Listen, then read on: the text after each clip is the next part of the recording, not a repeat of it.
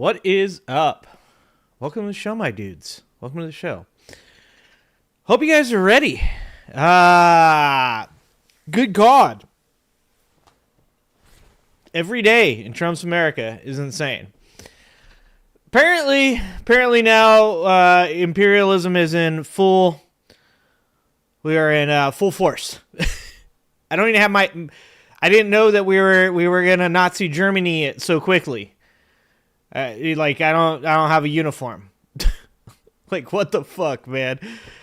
So I know everybody already saw it. What's up, guys? Let's just say hi first. We'll start talking about some of these things. Who's all here? Let's see who all's here. Scott's here. Wildflower's here. Nathan in the house. What's up? Diane Russell. What's up, Diane? Enjoyed the music the other night, Diane. Natalie's here. Did I say woke Mike? Of course I said woke Mike. He Hurts in the house. What's up, He Hurts? What is going on? What's up, Sean? Good to see you. All right. Yeah. I hate to say I told you so. But I did tell you so. I said on this show, I said to all the never Kamalas, the uncommitted, the no, I'm not voting for Biden people. I said, Donald Trump is going to bulldoze Gaza and put a resort on top of it. And am I wrong? Was I wrong? It doesn't look as though I'm wrong. Like, Jesus Christ. I told you guys. I fucking told you. I told you. I said they're going to turn Israel into America East. And that's what it is now. Like, if you guys don't know that's what's happening, that's what's happening. Like, I was not ready for the imperialism. I thought we'd get, like, maybe 60 days in before we went, like, full imperialism. Like, 60 days in? Like, dude, we're like 14. 2 weeks. 2 weeks in, we're already trying to take Poland. Already trying to take Poland. Jesus Christ. What's happening, Ann? Bucket! What's up, Bucket? No, we just got on. So we got the Adam Mockler queued up here. Adam Mockler's video, MAGA lunatic records shootout with police. We got a video from Izzy So Dope. It's really just his video of Bill Burr talking about Elon Musk. You know, I'm so glad that I picked my ginger brethren as one of the patron saints of this channel. George Carlin, Jon Stewart, Bill Burr. George Carlin, Jon Stewart, Bill Burr. Okay? So glad I picked Bill Burr. I've always loved Bill Burr. But the shit talking that Bill Burr does of Elon Musk is fucking fantastic. And it's so nice to see just one person not afraid, not bending the knee, not kissing the ring. Just like, fuck it. And it just happens to be my ginger brethren. Love that man. Love that man. And we also have a video from the Humanist report. Just a little fucking karma. Just a bit of karma. Just, Candace Owens out here with all the trans hate. Doing just like the shittiest human things you can possibly do. Just being a bad person. And now, guess what? Guess what? It always comes around. It always comes around. Now apparently there's a picture of Candace Owens when she was younger. And now the right-wing MAGA Republicans are asking themselves, was Candace Owens man? Seems important. This is where we're at. This is what we're in now. Let's see. We have all the resorts, the best resorts. Elon told me so. Oh my God. What's up, Pinkerbell? What's going on? Yeah, it's look, at the end of the day, there's not a lot that we can do, right?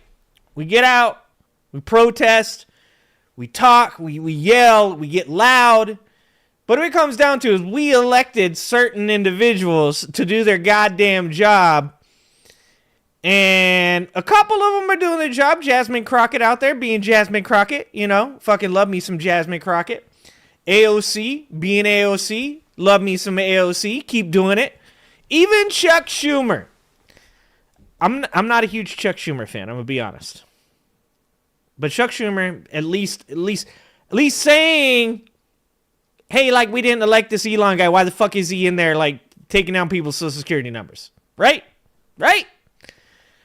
So there's not a lot we can do from our point of view. Like, we can protest, we can be activists, we can make YouTube content and shout out the fucking off the rooftops, the crazy shit that's going on. But there's not a lot that you can do.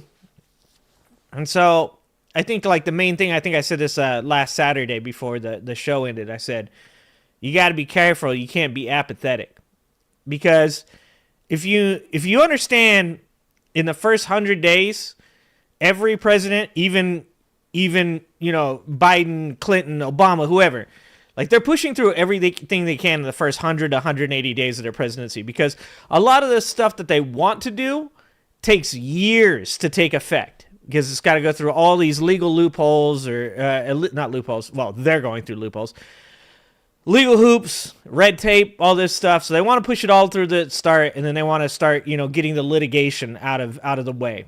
So it really always feels really exhausting right at the beginning. Right at the beginning, if you're a Republican and Obama is in office, it feels exhausting the first 100 days. If you're a Democrat and George Bush is in office, the first 100 days are crazy. If you're anybody and Donald Trump is the president, you're exhausted. He is chaos personified. The man is a fucking bull in a china shop.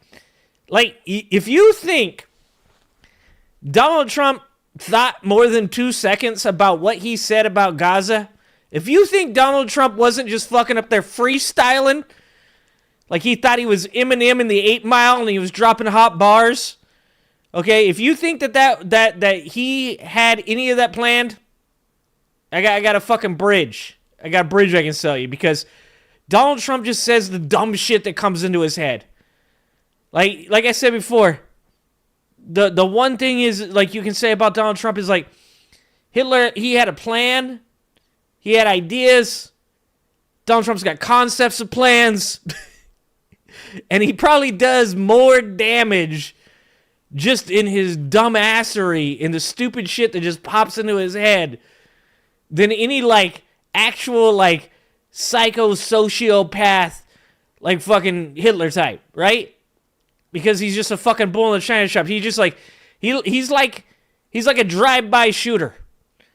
He ain't gonna hit his target. He's just taking out everybody around it, just, like, completely on fucking accident. He's like, well, like, I mean, I guess I did want those ones too. I got all of them.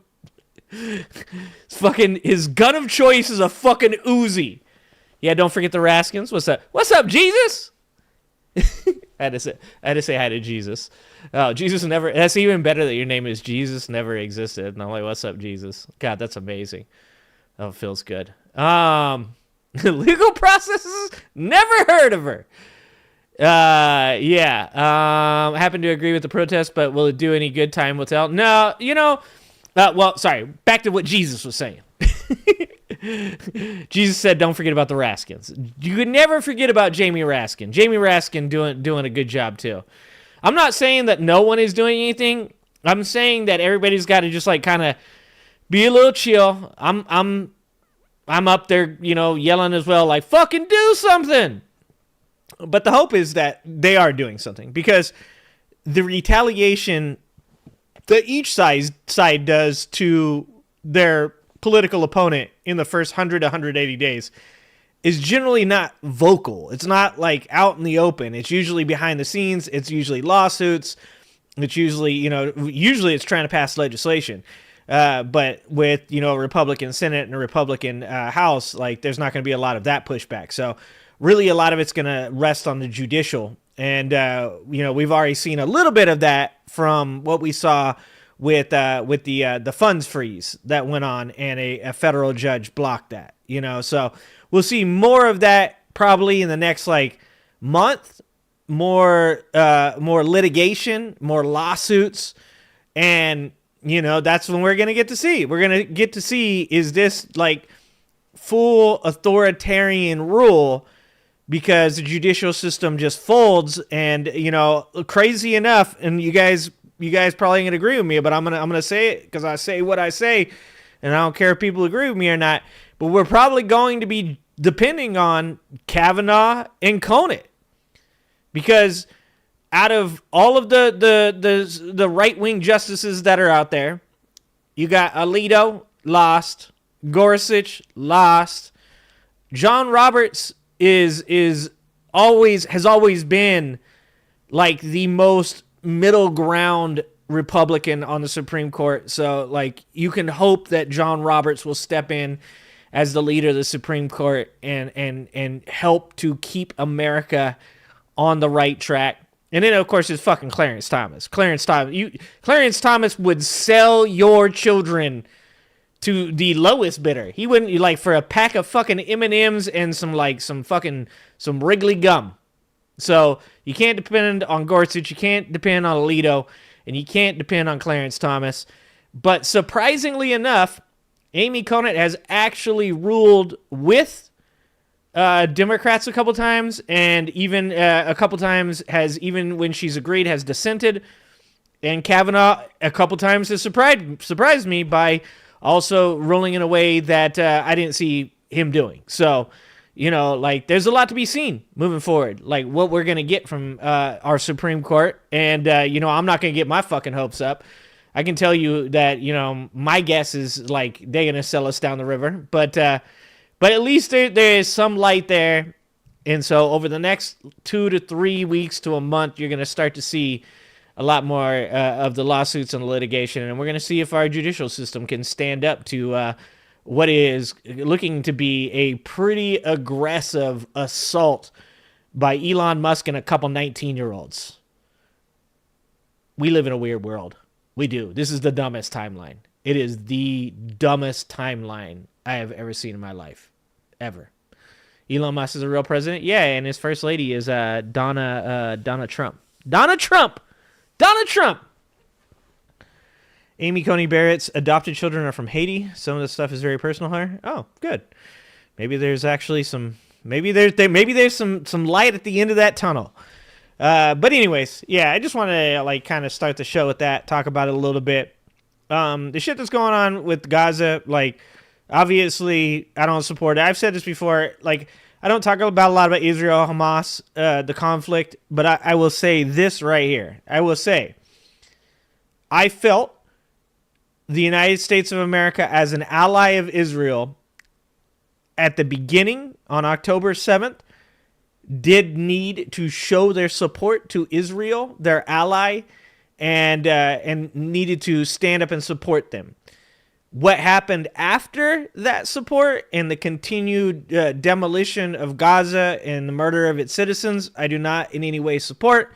I think that Joe Biden should have pulled back support after the initial go and should have said, "You're a big boy.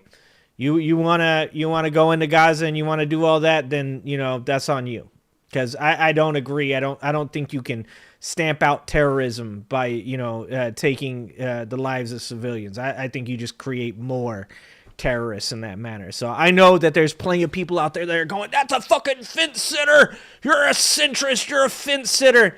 But I'll be honest with you, it's not centrist. It's just literally that's what I believe. I believe the United States of America has to support its allies on the global stage to provide a example that we can live by, that we can say to our allies, like when you go into a conflict or you're attacked or whatever the reasoning is, we're your ally, we support you. But I also believe that Joe Biden should have pulled back and should not have continued to support what happened. For those people out there that are like, "I'll never vote for Kamala because that," well, I don't agree with you. I think you traded away women's rights for moral grandstanding which I agree with your premise. I think your heart's in the right place. I think you have empathy for innocent people, and I obviously support that. But I think if you chose not to vote, or you chose to not vote for Kamala, and you helped Donald Trump get into office, then you know that might hurt your feelings. But I'm just gonna be fucking honest with you. At the end of the day, my wife and my daughter's rights, the trans homies out there that like are getting erased. Like now you've got government websites that just say LGB. Like they don't even act like trans people exist anymore. Like they didn't deserve that, man. Trans people didn't deserve like to get the strays of your contempt for that administration. Like women's rights, trans rights, innocent immigrants that are getting deported. None of those people deserved to get what they got because you were unhappy with Biden or Kamala. That's my point of view. And like I said before, I think the left needs to be able to have these conversations. I've had these conversations with personal friends of mine that believe differently than I do. And that is, I think that you should have voted. I think you should have voted for Kamala. And I think that not voting for Kamala, you helped put into office a person that took away trans people, period, and took away women's rights and has resulted in what we're going through today. But that doesn't mean I hate you. That doesn't mean that we can't get along. That doesn't mean that we can't talk about it. But we got to talk about it. That's the way it is. All right.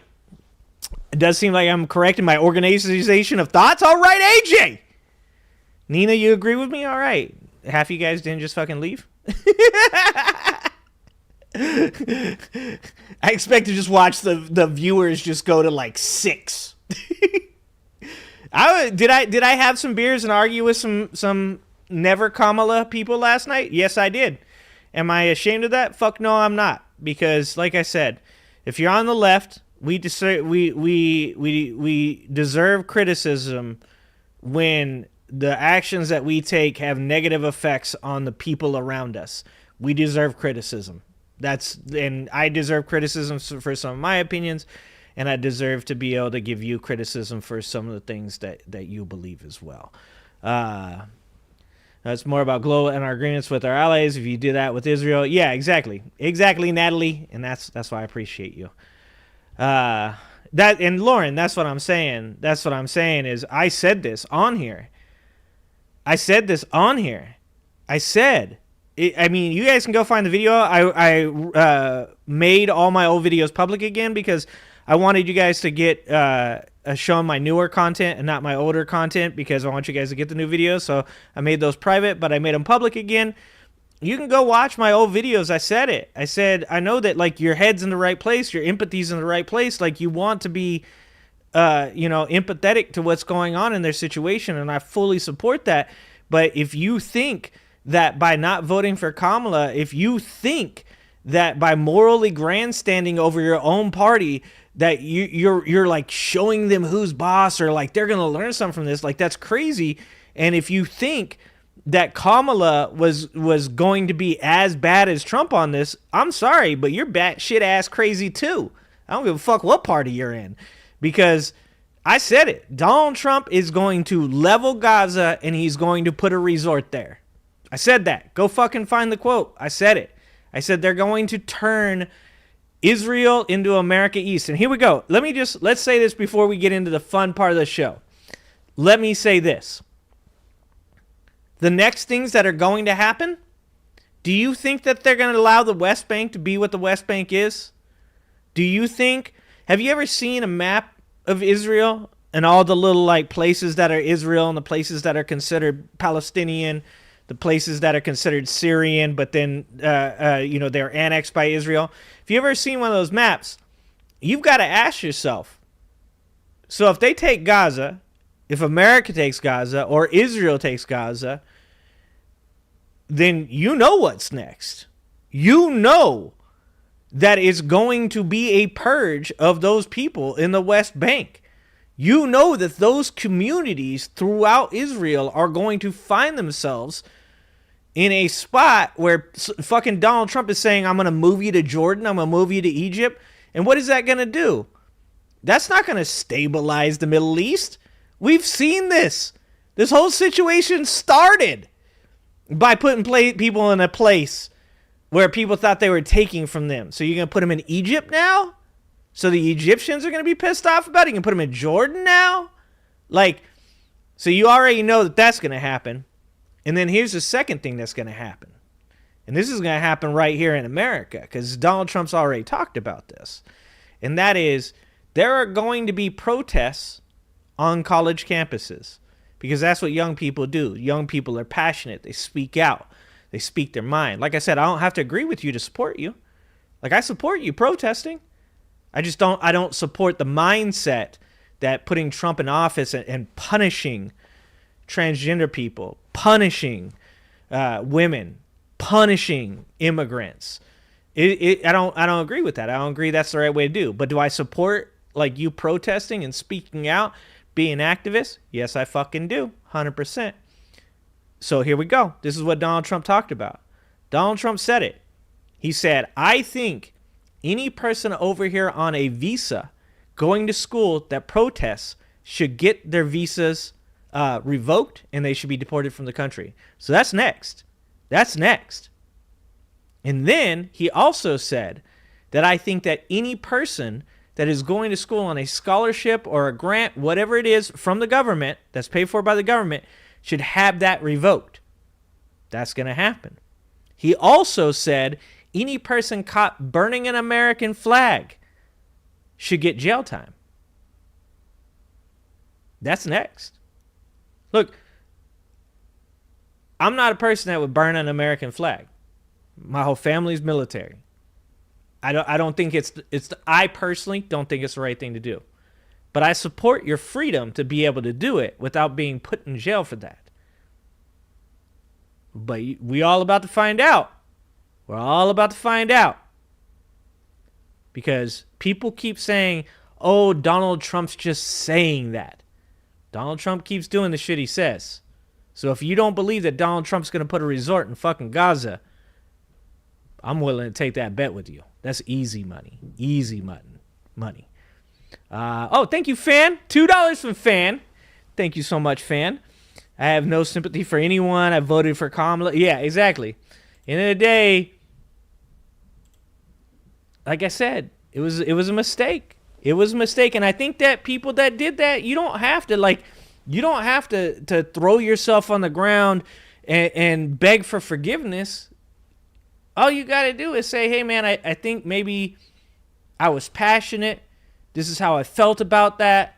And I might have made a mistake. Like, instead, I see a lot of people on the left right now that had this, like, mindset of teaching the left, like, that they won't take it, and, like, oh, you can't do this to us, whatever, their mindset was, that are now doubling down and being like, you can't criticize me for choosing to vote for Kamala. Yeah, no, I can criticize you. No, I can. And so can everybody else.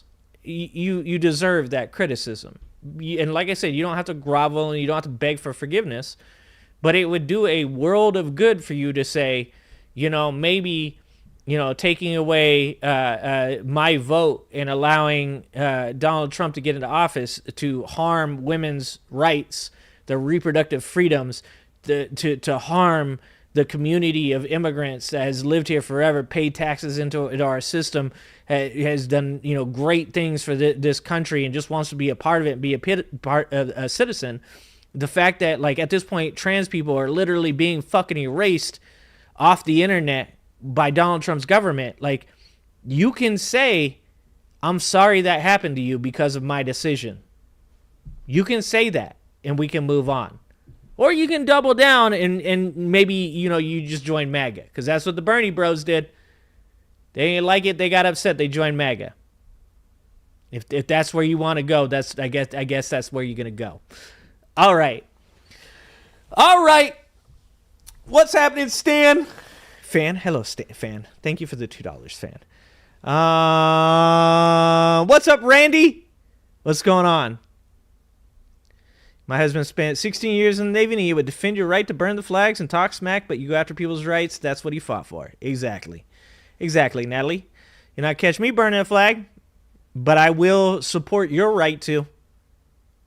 And that's the difference between, you know, like the people that are doubling down and the people that are going to be real and recognize that criticism is a part of the game. I'm not always going to be right. I'm probably going to be wrong a lot, to be honest with you. Like, this is like a lot of us get very passionate and we speak with our feelings instead of with logic. And a lot of times that puts us in a place where oftentimes, you know, we're going to be incorrect about something because we want to be.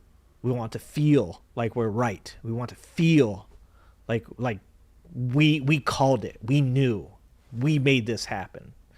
But they don't want to say they made this happen. So, anyways. All right, let's watch the videos. You guys heard enough of me. Yeah, I didn't make no mistake. I voted for Kamala. I voted for women's rights. I told you guys. End of the day, I didn't vote like my bald white ass. You know, Theo Von said it. Oh, it doesn't matter who's the president. Yeah, for a white dude, it doesn't matter who the president is. Like, I voted because I wanted people around me to do well. I wanted people like that I love to still be protected and safe and secure. I want my wife and my daughter to have access to medical. You know, I want them to be able to, you know, I don't want to ever be in a position where my daughter has an ectopic pregnancy or a miscarriage and her life's at stake. I never want to be in that position, and I don't want you or the people that you love to ever be in that position either.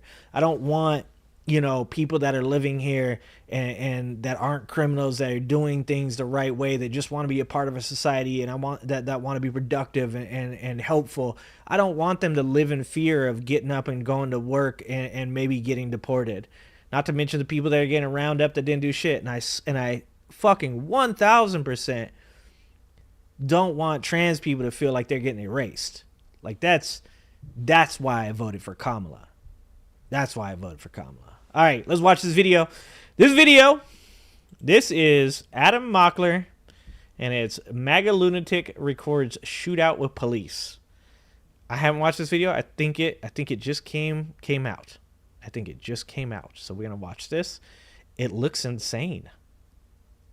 What timeline do we live in? Is this an Instagram live? Is this a TikTok where you whip out your phone during a shootout with the police and start recording it? What timeline is this? I am a resident of Maine, and Hold on. Let me turn it up a little bit.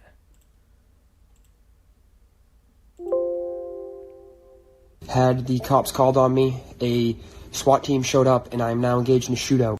Hold on, we need to know. Why were the cops called on you, sir? Fuck was this man doing? And why are you narrating your shootout?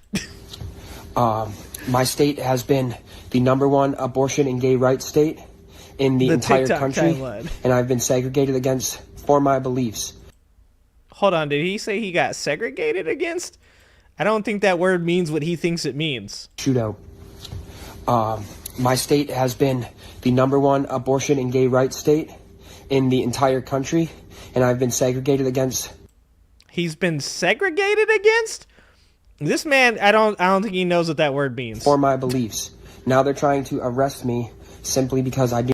Oh, he's insane. This dude is fucking wacky. Super wacky. Not believe in gay rights.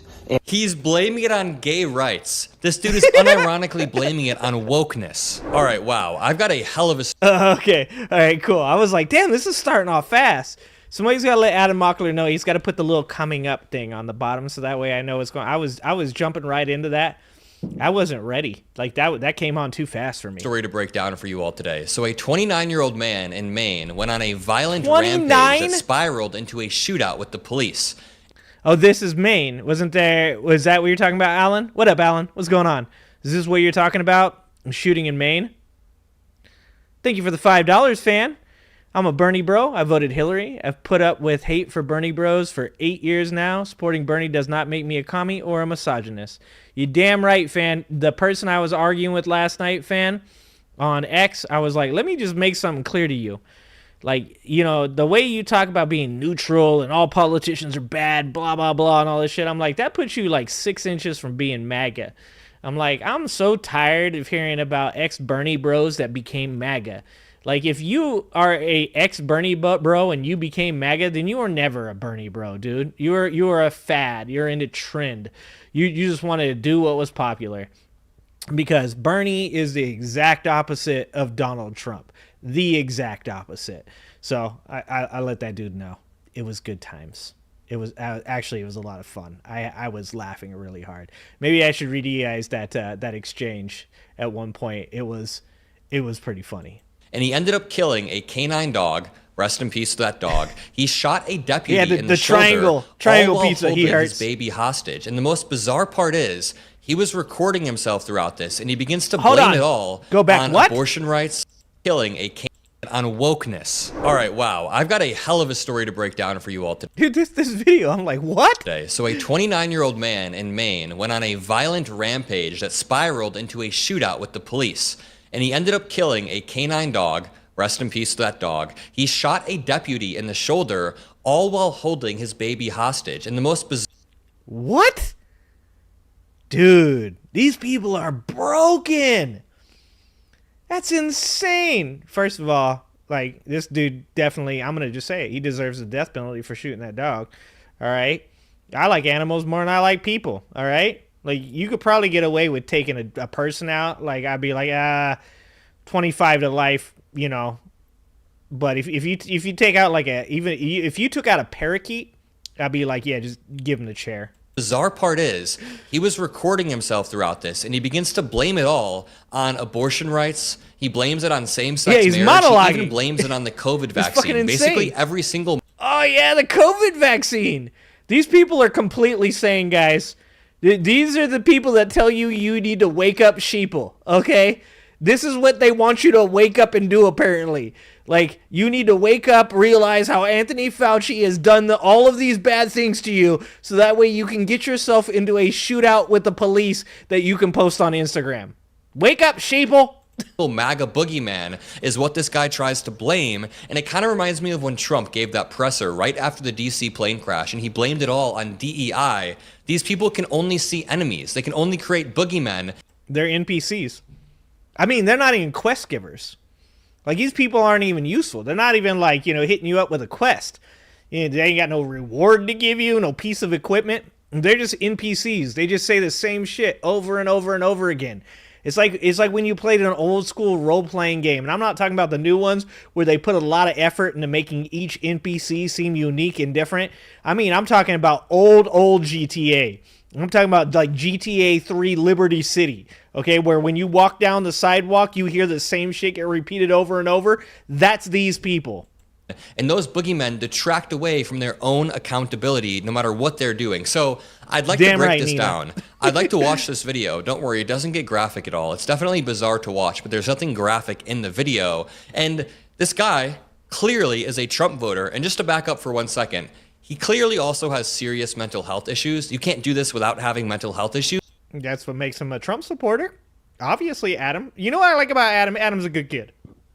That's what I like about Adam. Adam's a good kid.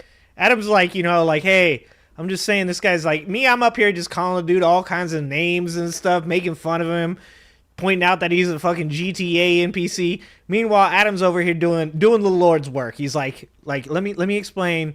Like, this is not good. I would have told you guys that this dude probably, like, it's going to get crazy.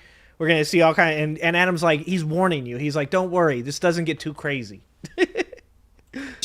But it's important to recognize how political rhetoric, especially incendiary political rhetoric, can act as a trigger for individuals who are already vulnerable. And this isn't an isolated case. Straight to prison for how that. many Trump voters, how many Trump loyalists have fought with police officers? Think about the J6ers. How many... I had some dude on my my Bryce Mitchell video. He's like, how do you know he's a Trump supporter? I'm like, other than the fact that the dude got, like, invited to Trump's inauguration, other than the fact that the dude's made hella videos about, like, being a Trump supporter, like, I mean, other than that, I mean, he's a racist white dude from Arkansas. Fucking, what's his name? God damn it. Why am I drawing Sean Strickland? Sean Strickland's like an ex-neo-Nazi, and his ass called out Bryce Mitchell for being a moron, okay? He, like, when you have a dude that's, like, used to be a neo-Nazi, like a dude that said that, like, growing up he wanted to be the kid from American History X, and I'm talking about the racist one, fucking, what's his name? Gordon Levitt, or whatever his name was. It wasn't Gordon Levitt, was it? Damn, I can't remember. It's been a long time since I see that movie. But when that dude says that you're an idiot and you're racist, you know that you're an idiot and you're racist, because he's an expert on the subject. How many of them got out of jail after January 6th and then continued to fight with police officers? Yeah, I'm not a big I covered multiple stories like that. It's just a dangerous pattern that we've seen time and time again. And yes, political extremism exists on both sides of the aisle, but it disproportionately is done by far-right people in Donald Trump's political strategy, which has long revolved around stoking fear and resentment for immigrants, for LGBTQ individuals, for anyone who doesn't align with his extremist-based manifests in ways like this. So I'd like to break down this video just to run through the article really quickly. Police canine and suspect killed. I'm more worried about the canine. Rest in peace. That's always sad. And a deputy was wounded during a standoff in Maine, but the baby was rescued. Thank God the baby was rescued. A police canine was killed on Tuesday, and the suspect was killed. Can you imagine? Okay, I don't know how much longer this world's going to make it, but let's say it does make it 20 years, okay? Let's be hopeful. Let's be positive. Let's say we do make it another 20 years in this world, okay? That kid is going to grow up, and he's going to let he or she or they, whatever it is. I don't know the gender of said baby, okay? The baby, all right? That baby is going to grow up and going to learn later that its dad had went fucking batshit crazy and had a standoff with the police in which he recorded himself in a TikTok video and shot a dog. Like I said, that's probably the worst part. Worst part. Well, sorry to the officer. I'm sorry you got shot, sir. But the killing of the dog it's much closer to my heart. Okay? I'm sorry. But I'm being 100 with you. The standoff began on Monday night. Maine State Police and the Aroostook County Sheriff's Office responded to a domestic violence report at a home in Portage Lake, Maine. The dispute was between a woman who has not been identified and 29-year-old Stephen Regini. The woman told police that Regini had been fighting with her and pushed her. Oh, sweet. Some DV. Oh, yeah, that's good Trump supporter shit right there. That's high-class Trump supporter shit. So dude said, I got the cops called on me. He didn't say I was DVing my wife or girlfriend or just some random lady, actually. It could be any of those things, to be honest with you. And then this shit happened. No, he said, I got the cops called on me. Bro. Into a wall. When police arrived, the woman was outside and Regini was indoors with the couple's 4-week-old infant. Sorry, Golf. Officers attempted to take Regini into custody, but he resisted. He then pulled a gun from his waistband and shot at the officers as he ran back into the home. Not to interrupt Adam here, but Christina, if you haven't ever seen my interview with Adam Mockler, I did an interview with Adam Mockler about 8 months ago. You should check that out on my podcast, Progressive Matters. We talked about trying to reach the MAGA in your family, because Adam's a good dude like that. He's a good dude like that.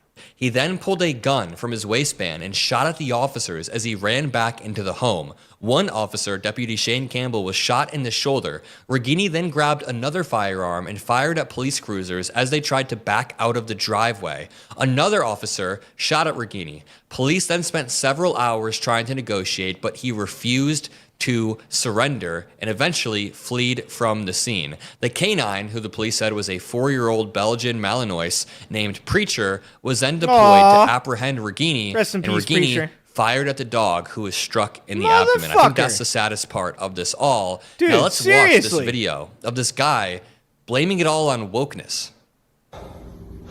I'm here. My name's Stephen Regini. I am a resident of Maine, and I had the cops called on me. A SWAT team showed up, and I'm now engaged in a shootout.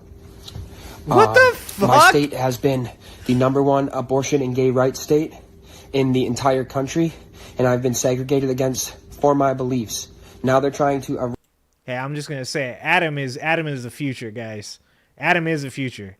I try to be in his DMs telling him that because I support this young man so much. Like, Adam is the future. Adam has a real unique, like, very, like, positive way to reach people that, like, I don't, right?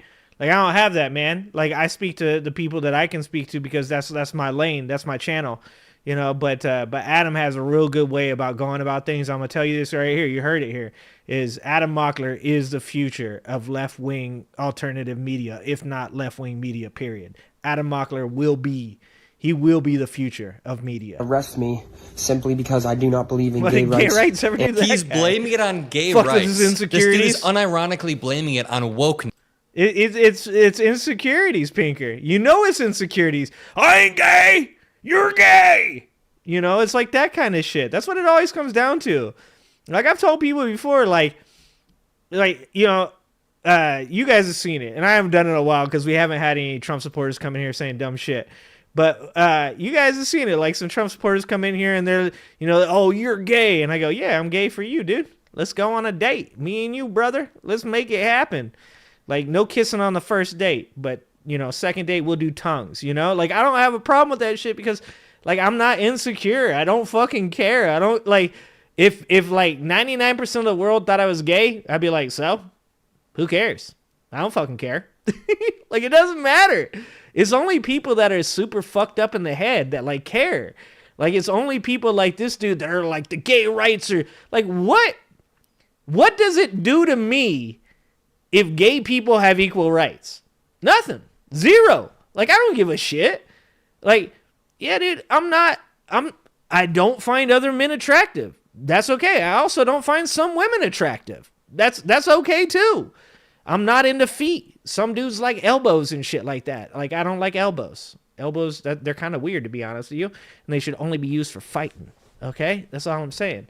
Like I don't give a fuck what people find to be, like, you know, in their wheelhouse sexually.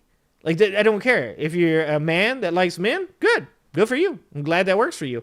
If you're a woman that likes women, that's great too. If you're a heterosexual person, good for you. I don't give a fuck. Like, if you like feet, I don't care. I think it's weird. But but that's because I look at feet and I'm like, I'm not into feet. Just like I'd look at other dudes and I'm not into that either. It's okay. It's all right. It doesn't matter. It doesn't make me feel insecure. Like, you can come in here and be like, you're gay. I'm like, okay, all right, cool. I'm gay. Totally. Like, clip that shit. I don't fucking care. Oh, no, what did I do? Oh, no, what did I do? Oh, way to go. Look at that. Talk too much. Where did we go? What video did we ended up on the Ezra Klein show. My name's Steven.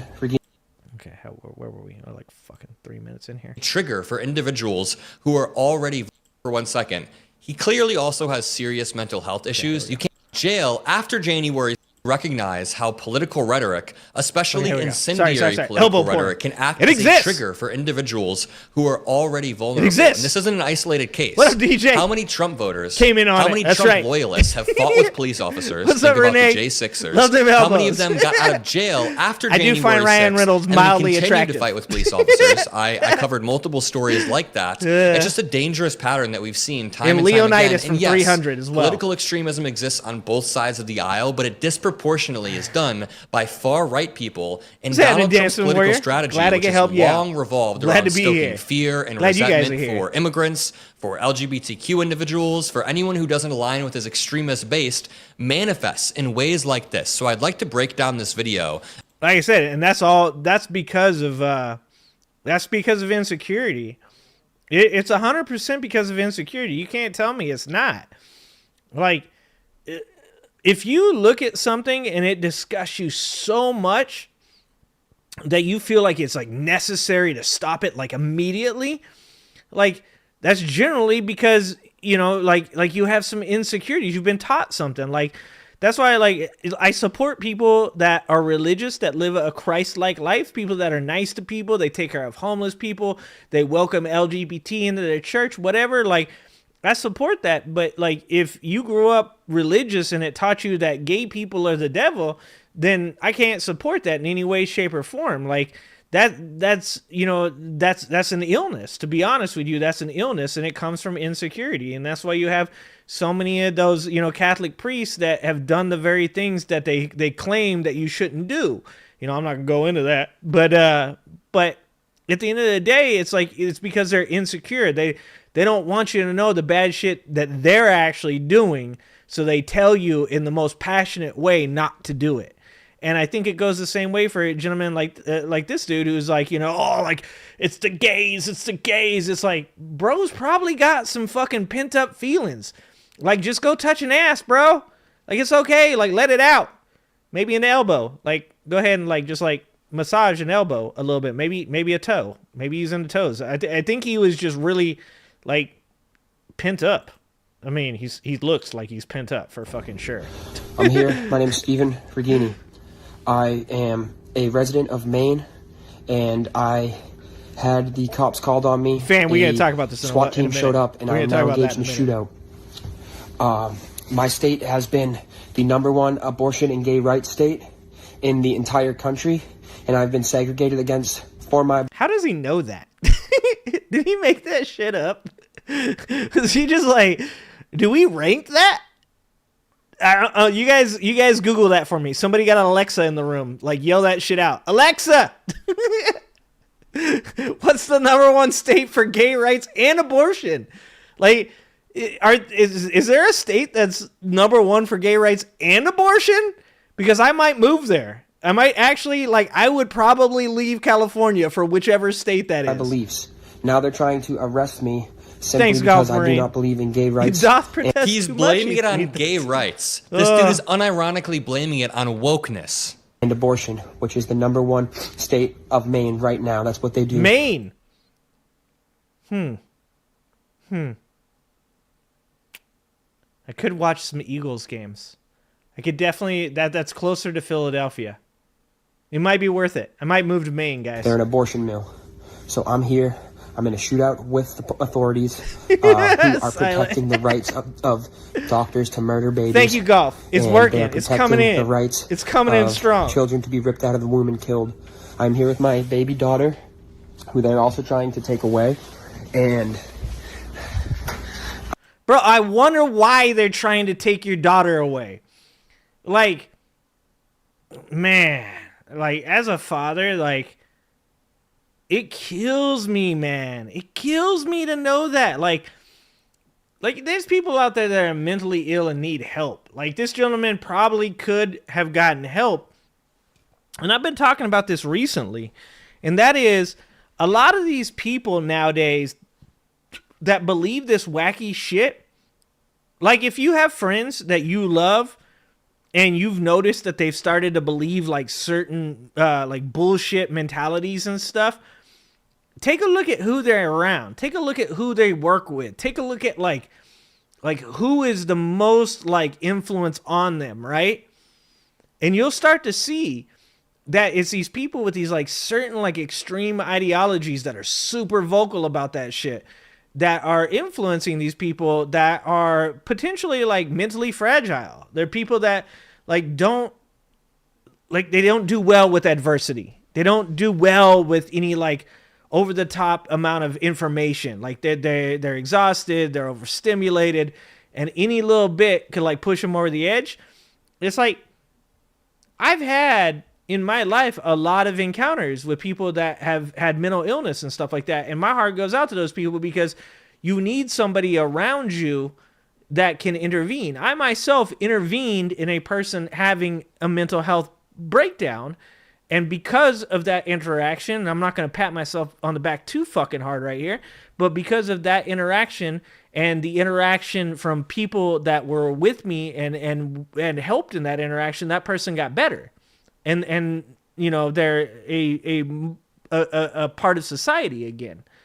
And it's like, instead of being that person, instead of like trying to be positive and influence the person to get back into society and to help with their mental health and to create a better society for everybody by helping this person become productive again.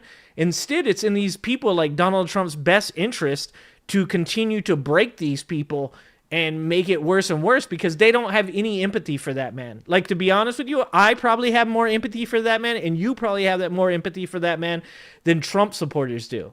Because it's like being in a gang.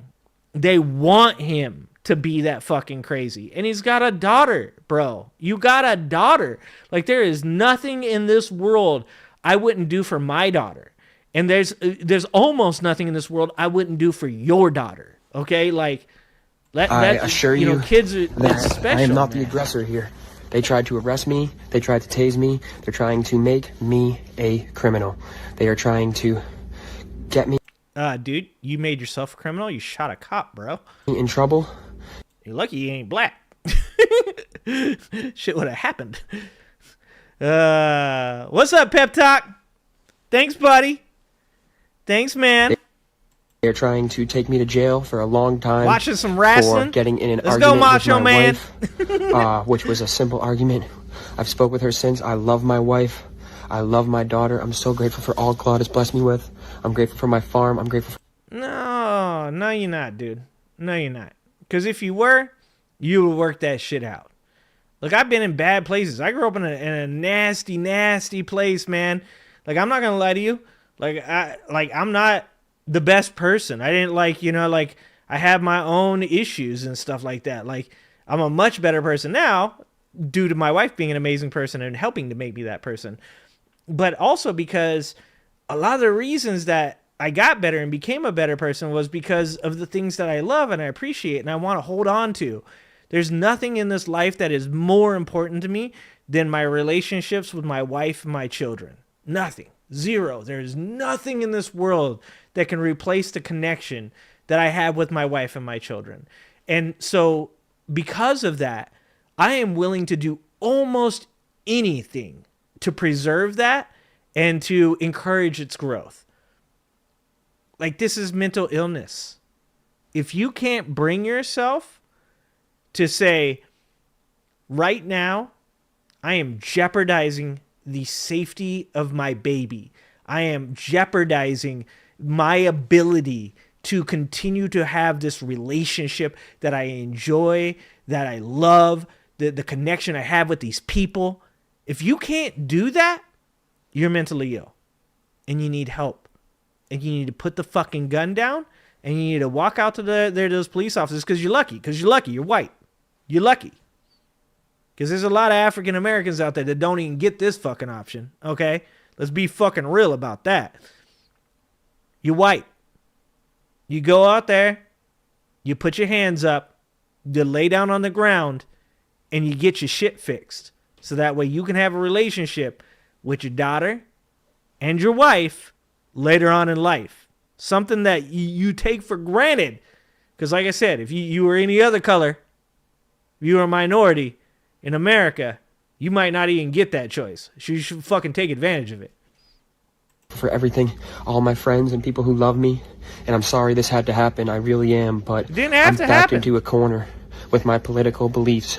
I haven't been able to find a job in a year, and my entire life I grew up in the projects in Southern has California. been just struggling for existence. I stubbed my toe earlier too. Is that because of the MAGA Republicans? Is it all because of your political beliefs? And a few things that I want to debunk here. That's a crazy It's shit, very dude. easily debunkable. This guy's clearly losing it. But first of all, every single report shows that he's the one who initiated all of this. He's the one that abused his wife. And his wife called the police. And then he further escalated from there. But also, notice how he uses this Trumpian tactic of saying that the authorities are after me. They're all after me. And I pointed this out earlier, but when half of Trump's political career, his entire political career, is based off of undermining the authorities, undermining these systems, when he's seen in court, basically, he was like one step away from flipping off the judge in court the whole time, it felt like. He was the entire time undermining Judge Merchan and any other judges from his cases. When he does that, he also pardons the January 6thers and calls them patriots for fighting with cops. Are you surprised that that his supporters will continue to fight with cops? Fighting. Yeah, when we get to the Elon video, that's pertinent because you can say all you want Somebody is saying it today, actually, to just like swerve off that. Was saying, when you keep making jokes about things and you keep saying like everything you do is a joke but then you keep following through and doing it, right? And that's what Trump does. Trump says something like, well, it's like the Riviera over there in Gaza. And, hey, like, it wouldn't be bad. It wouldn't be bad if we just took it and we leveled it and America took it for a little while. You know what I'm saying? Like, and people are like, oh, he's joking. And then he does it. That's actually like a tactic. That's what I was listening to. So we're going to listen to this one of these days. I'm going to play a game where we're just going to hang out. We're going to listen to this Behind the Bastards podcast on Curtis Yarvin, the guy who is the pretty much the prophet for Peter Thiel, for Elon Musk, for Mark Andreessen. He goes by the name Mencius Moldbug online, and he's like pretty much their prophet, and he is the reason that we are going through what we are going to today. Quote me on this shit. It is cyber libertarianism. It is techno libertarianism that is motivating Elon Musk to take a server with 4 to 5 young engineers, IT people, and getting your information. There is a much more nefarious purpose behind what this man is doing, and we're gonna sit down and we're gonna watch or listen to this Behind the Bastards podcast on Yarvin, Mencius Moldbug, because everybody needs to hear this shit. Part of his mentality, and this is going back to like the 80s, the early 90s, on a forum before the internet was even like the internet, and how they established making jokes about doing crazy shit and then doing the crazy shit to desensitize people in the manner that Donald Trump is doing nowadays. Like, there are some very deep connections between this dude, Yarvin, Donald Trump's way of doing shit, and what Elon Musk is doing today. Today. So we're going to watch that. Democrats and trying to stand up for my country. Let me ask you, if you're a law enforcement officer, why do you support the COVID vaccines? Exactly. Why do you support abortion? Why do you support what isn't morally right? How are you fighting for a state system that protects illegal immigrants and pedophiles? He's hitting all of the points. He's hitting all of the points. And NPCs. I'm going to say it over and over and over again. When you notice that these people repeat shit verbatim that every one of these people says, that is brainwashing, dog.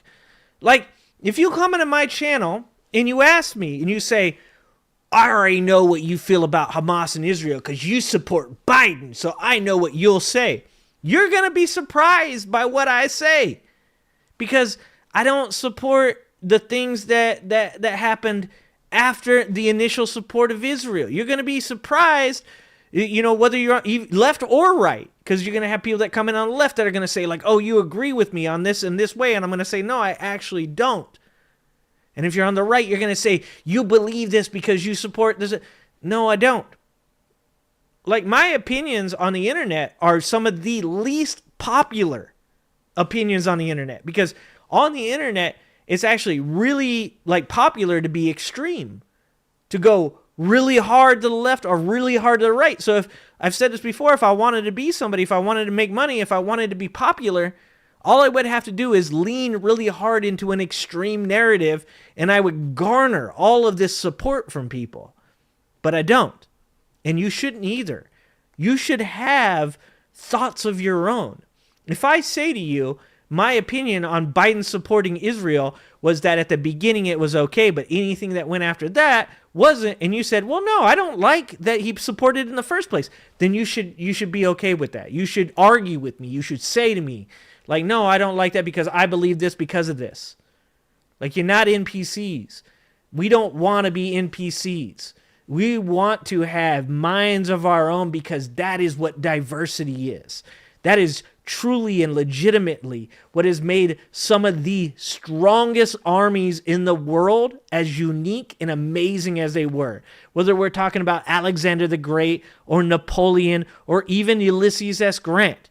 Every military leader that has done anything in their life has supported diversity of thought. You don't want one way of thinking.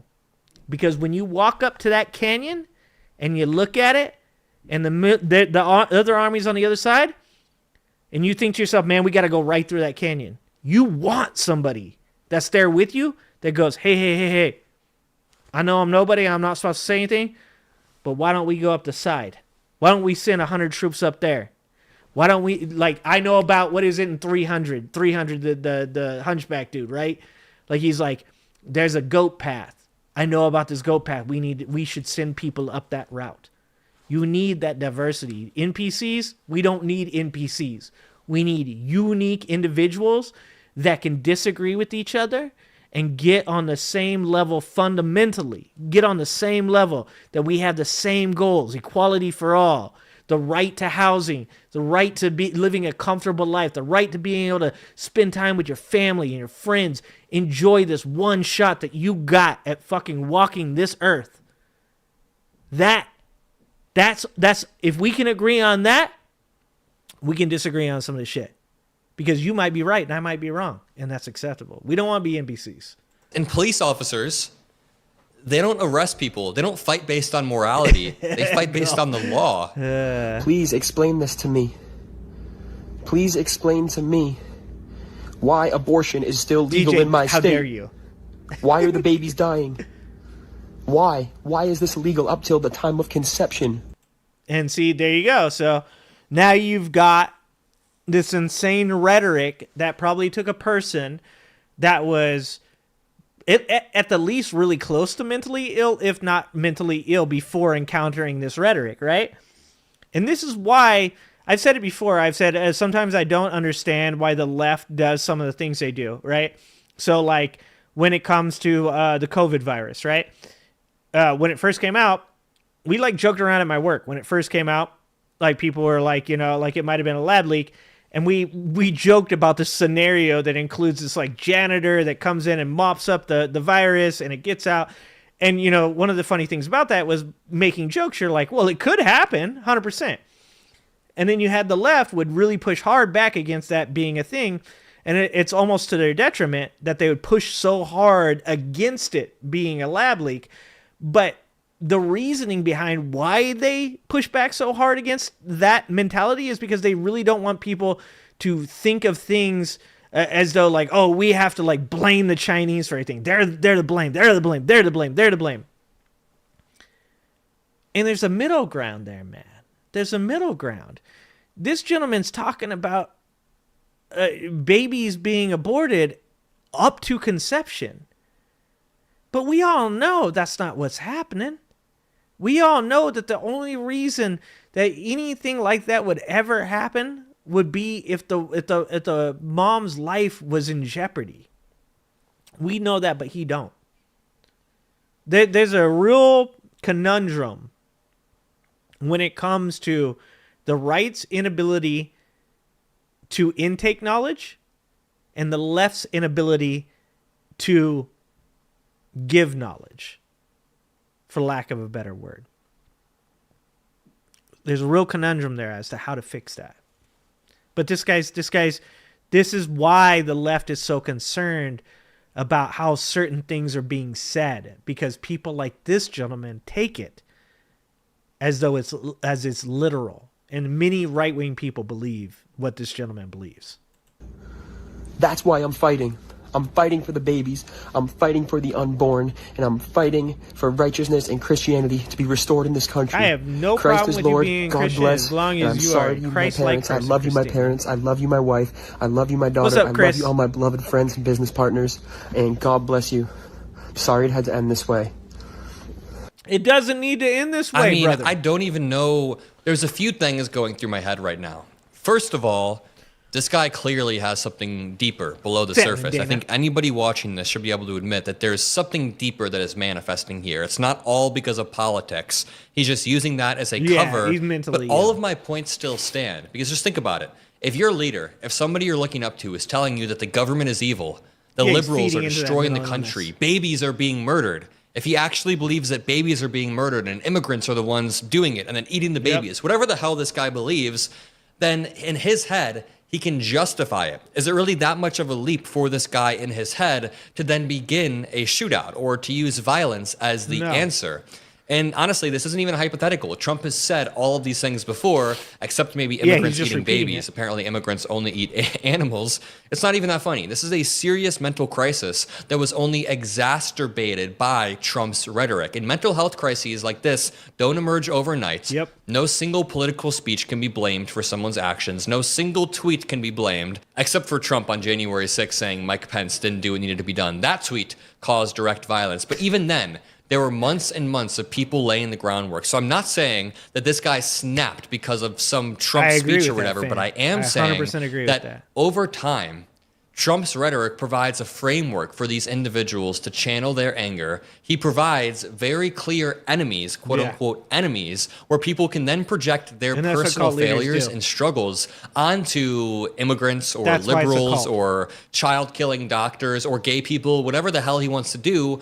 This is the essence of radicalization. People who are easily radicalized, people who are impressionable are pulled into the MAGA cult because the MAGA cult preys on the vulnerable, preys on people who just need simple explanations for complex problems, and then frame violence as a justified response. And of course, the stakes are even higher when the person spreading this rhetoric is a former president who holds influence over millions of people, who they and believe the stakes become even higher when he's saying this to people who are mentally ill. I'm not saying all of his supporters are mentally ill. I'm saying a lot of the J6ers were, and this guy clearly has problems. So again, just to wrap this up, when Trump spreads this inflammatory, incendiary rhetoric and then calls people patriots for beating the shit out of police officers, you can draw a direct line between that and this guy thinking that the police officers need to be taught a lesson because the system is out to get this guy for whatever reason. I'll leave it at that. Make sure you drop a like. Don't forget to like and subscribe to Adam Mockler. This is what I was going to say is you have to understand something, and I've said this on this channel before, is that MAGA actually is a unity party. They are not just right-wing people. They are formerly left-wing people as well.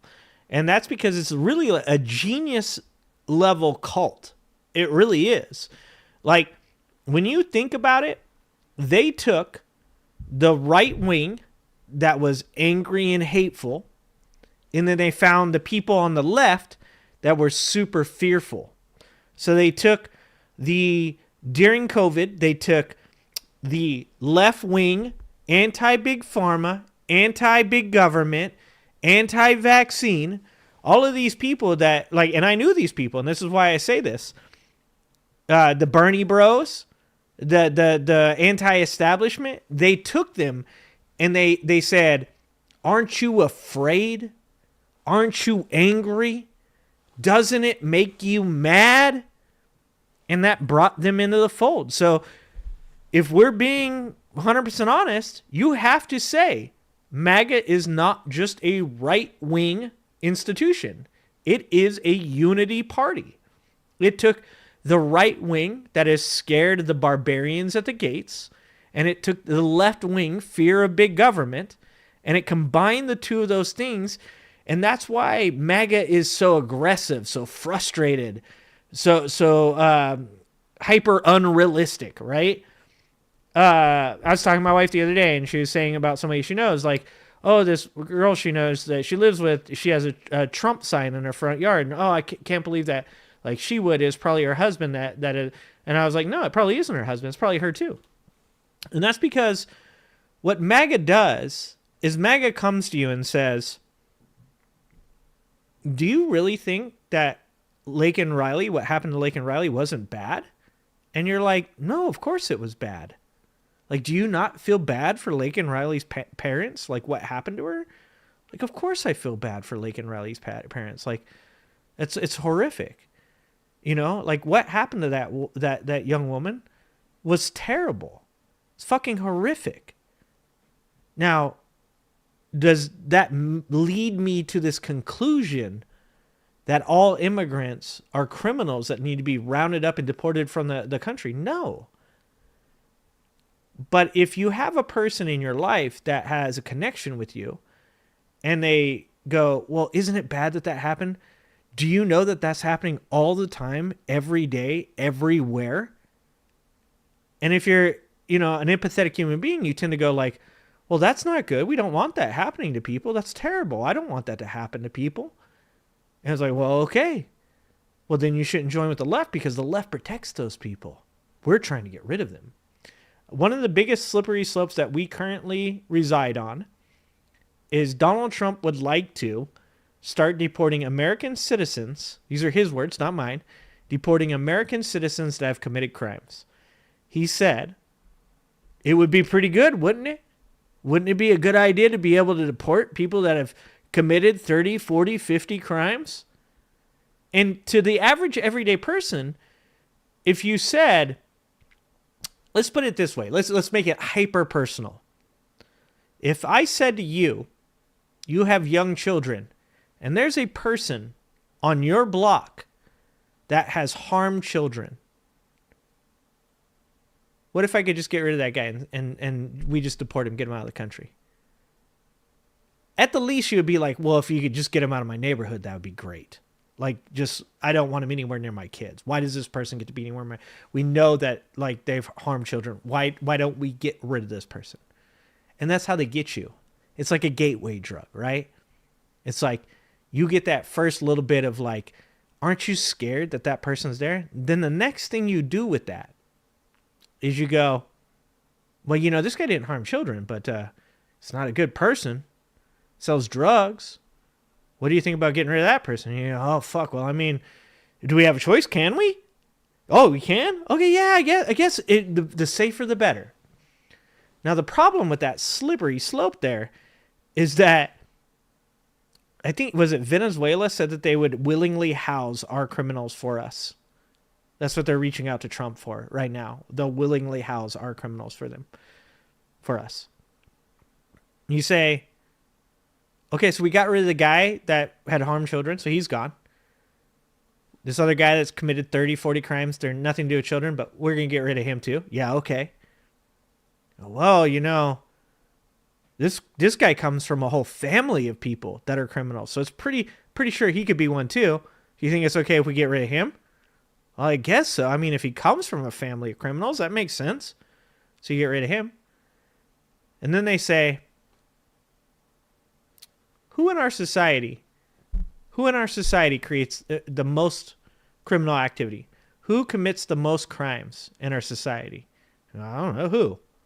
They go, well, the poverty-stricken, the impoverished, poor people.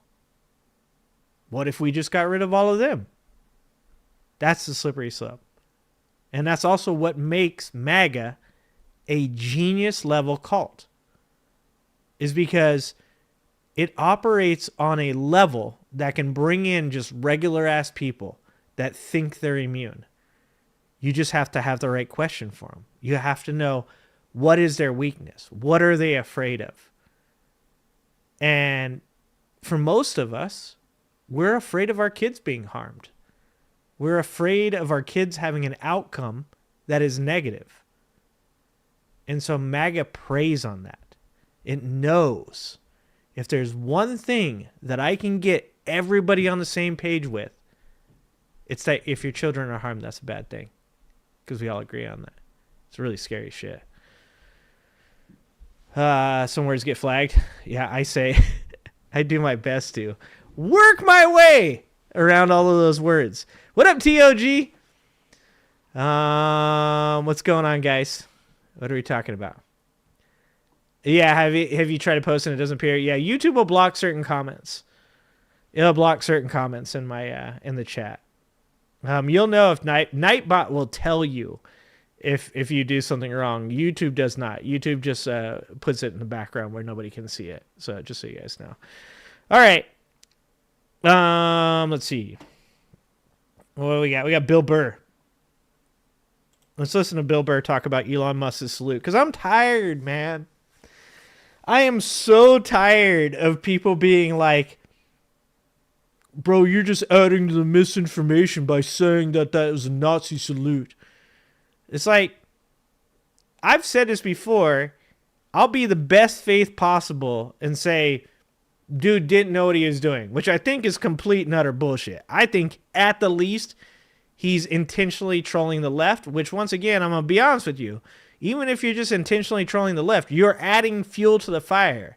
You're throwing wood on a fucking bonfire and then being like, what? What did I do? It's already bad enough.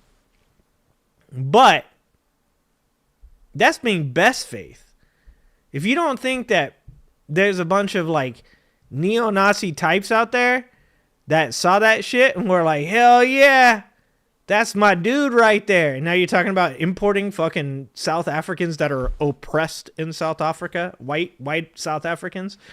Like, if he's either doing these things intentionally to add fuel to the fire, which is part of the Mencius Moldbug techno-libertarian mentality, is to break people in this manner. So we're going to watch that video at one point.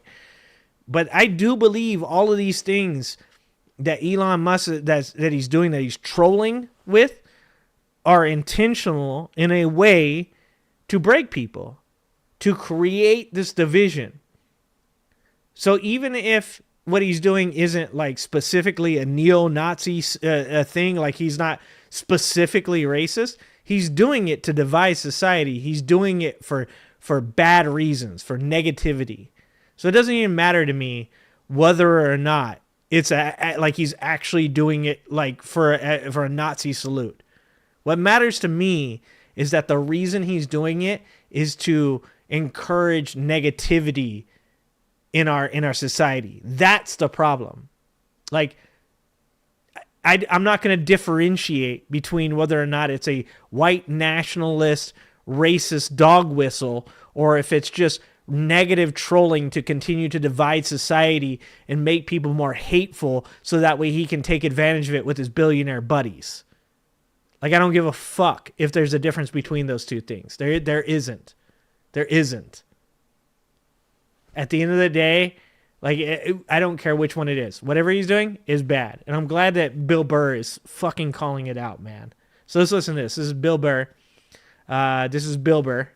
Talking about Elon Musk and his salute and some other shit as well.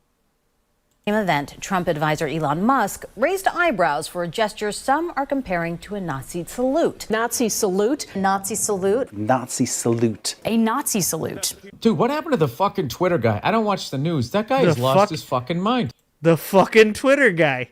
God, I love Bill Burr. Look, I grew up with skinheads. I've seen this salute over and over and over again in my life. I grew up with skinheads, Nazi lowriders, Peckerwoods, Featherwoods, 88s, 23s, Supreme White Power. I grew up with all of them. White Pride, SS, like all of them. Like fucking, I have a funny story I tell everybody about how when I moved into this trailer park when I was like 9 years old, I used to throw bolts with these kids because I didn't know what I was doing. And in the handshake, you would do this to each other. You do this, and they do this. And when you put your hands together, that would be called throwing bolts. And I didn't know that because I was like 9 fucking years old. And my best friend was half black.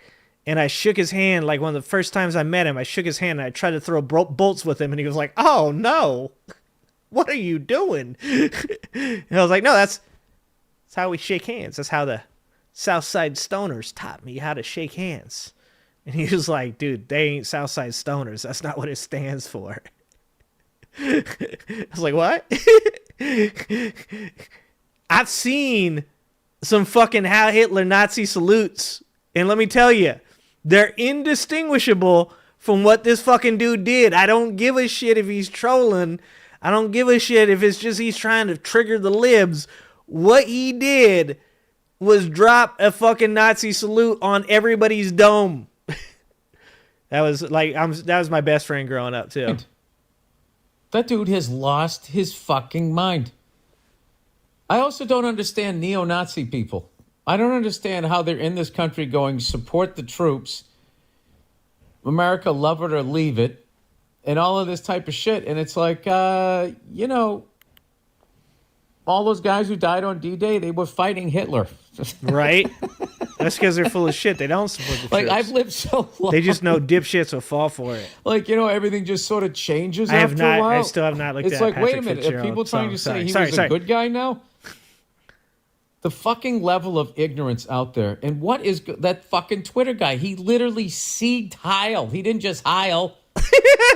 You know, you can accidentally He didn't just Heil. Hey! Oh, so, I didn't mean like that. I didn't mean like that. But when you add the seed, you Dude, meant Scary Movie's my favorite. Good Lord. It is just so funny to me. Like that right there. Take one look at how he does it. Okay? Just take one look at how he does it. I didn't mean like that. I didn't mean like that. But when you add the seed, you meant it. Watch his face and watch how he does that. I'm sorry, dude. But that's purpose. You are doing it with purpose. Like there's a funny TikTok video where they ask autistic kids to do the my heart goes out to you motion. And every one of these kids goes like that. They do the one of those things. They do that. My son's an Aspie. Like, you know why I genuinely dislike the right's rhetoric? Because it's so trolly. It's the type of shit that it's like, when I was younger, and still today, to be honest with you, but when I was younger, like, you talk shit to me in that way, like, we gonna handle that. All right? Like, you don't get to, in my face, you don't get to say things in a certain way, because if you do, then we're gonna handle that. And the right has this way of doing things to the left that is just so infuriating. And it's like, they know that the left is super empathetic. Like, the left will come into my chat and I'll call somebody a Trump tard, and they're like, bro, don't be an ableist. They'll like defend them. They'll be like, dude, I'll stop watching your content if you do that again. And they use that empathy against the left. So in an occasion like this, they know. They're like, how dare you? How dare you talk shit about an autistic person? What are you, some kind of ableist? What are you're that kind of asshole that makes fun of somebody that's neurodivergent? And that's not because they care. That's not because they give a shit about people making fun of neurodivergent people. No, it's because they know you care. And like I said, that's infuriating. That's the kind of shit, like, I'm not an idiot. I see what you're doing. And that gets you slapped in the mouth. Probably not allowed to say that on YouTube. But watch his face. Watch his face. Look at that. Look at that. Does that say in any way, shape, or form, my heart goes out to you? Doesn't look like it to me. Like I said, I grew up with skinheads. I grew up with dudes with swastikas on their cheeks, swastikas on their chest, bolts on their shoulders. I grew up with real racist motherfuckers. And you know what the face they made when they did it? The face they made it looked a lot like that one right there. Good Lord. It is just so funny to me how when I was growing up, all of these fucking women that hated men, they were always focusing on the athletes and they never paid attention to the nerds. And now look at it. You know, you were paid attention to the wrong fucking people. Yeah, my son's an Aspie You know, fan. I don't know what their deal was. Yeah, they he were loves some upset hugs. because you were a good-looking guy and you could fucking score a touchdown. And these nerds just silently resenting beautiful women, resenting, you know, the fucking good-looking guy, the Burt Reynolds guy out there with the T-tops crushing it. He's not wrong. Like I said, it's so trippy because I grew up like defending the nerds, right? Like, I grew up like if somebody bullied like a smart kid around me, like I was like, try that shit with me, see how that works. Let's see if you can do that to me, dude. You know, like, And it ended up, like, if you look at who these people are, Peter Thiel, his company that, what does it do? It observes people for some, I can't remember. It's like it listens. I can't remember. It's like an NSA type of company, but it's called Palantir, and that's based off of Lord of the Rings, and then the new Stargate with the AI with Sam Altman. I hate to say it because, like, I defended these people my whole fucking life, man. But this is some Revenge of the Nerds type shit. It's like you've gotten the Mark Zuckerbergs of the world that literally need somebody to rebrand them. Give them a fucking perm. Dude got a perm. And he fucking, puts on a tight shirt with some fucking conch shell necklace on. Literally gets a rebranding. Weird as fuck. So some very neurodivergent stuff. You've got Peter Thiel, who's a fucking huge Star Trek guy, huge Lord of the Rings guy. And these are the people who've got control. And it feels like they are straight up at this point being like, oh, you got to fuck the hot chick when you were young and I didn't? That's okay. That's okay. You're going to get yours. And you know the craziest thing about it is a lot of these MAGA types are the exact opposite. They're the ones that bullied these kids. So it's almost flipped. It's crazy. It's like flipped to having the people that got bullied are now taking advantage of their bullies. And a lot of you would probably be like, well, that's a good thing. Like, that's fucking karma. The problem is me and you are the ones that get fucked with. We're the ones. I didn't do that shit. I defended your fucking ass. I'm the one that stepped between you and that bully. I'm the one that stood between you and that jock. I don't want you to put a chip in my brain. I don't want you fucking with my kids. My son's an Aspie. He's very, he loves the stars. He loves, all that shit. Like, he will be you, dog. And now you're trying to take advantage of him? I'm not going to let that happen. We ain't going to let that happen. Silently resenting, and now we are in the true revenge. Yeah, they of probably the didn't nerds have it, fan. You're probably era. right.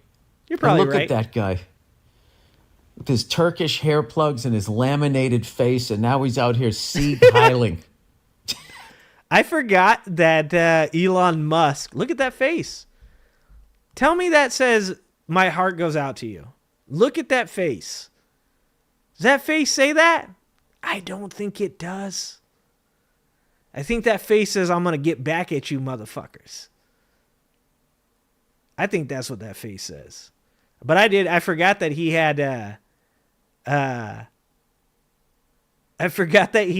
no hair in that picture. You guys remember that picture, like the PayPal picture? And he's got, my hair, up to about here. And then he's got some hair back here. He got no hair, right up to here.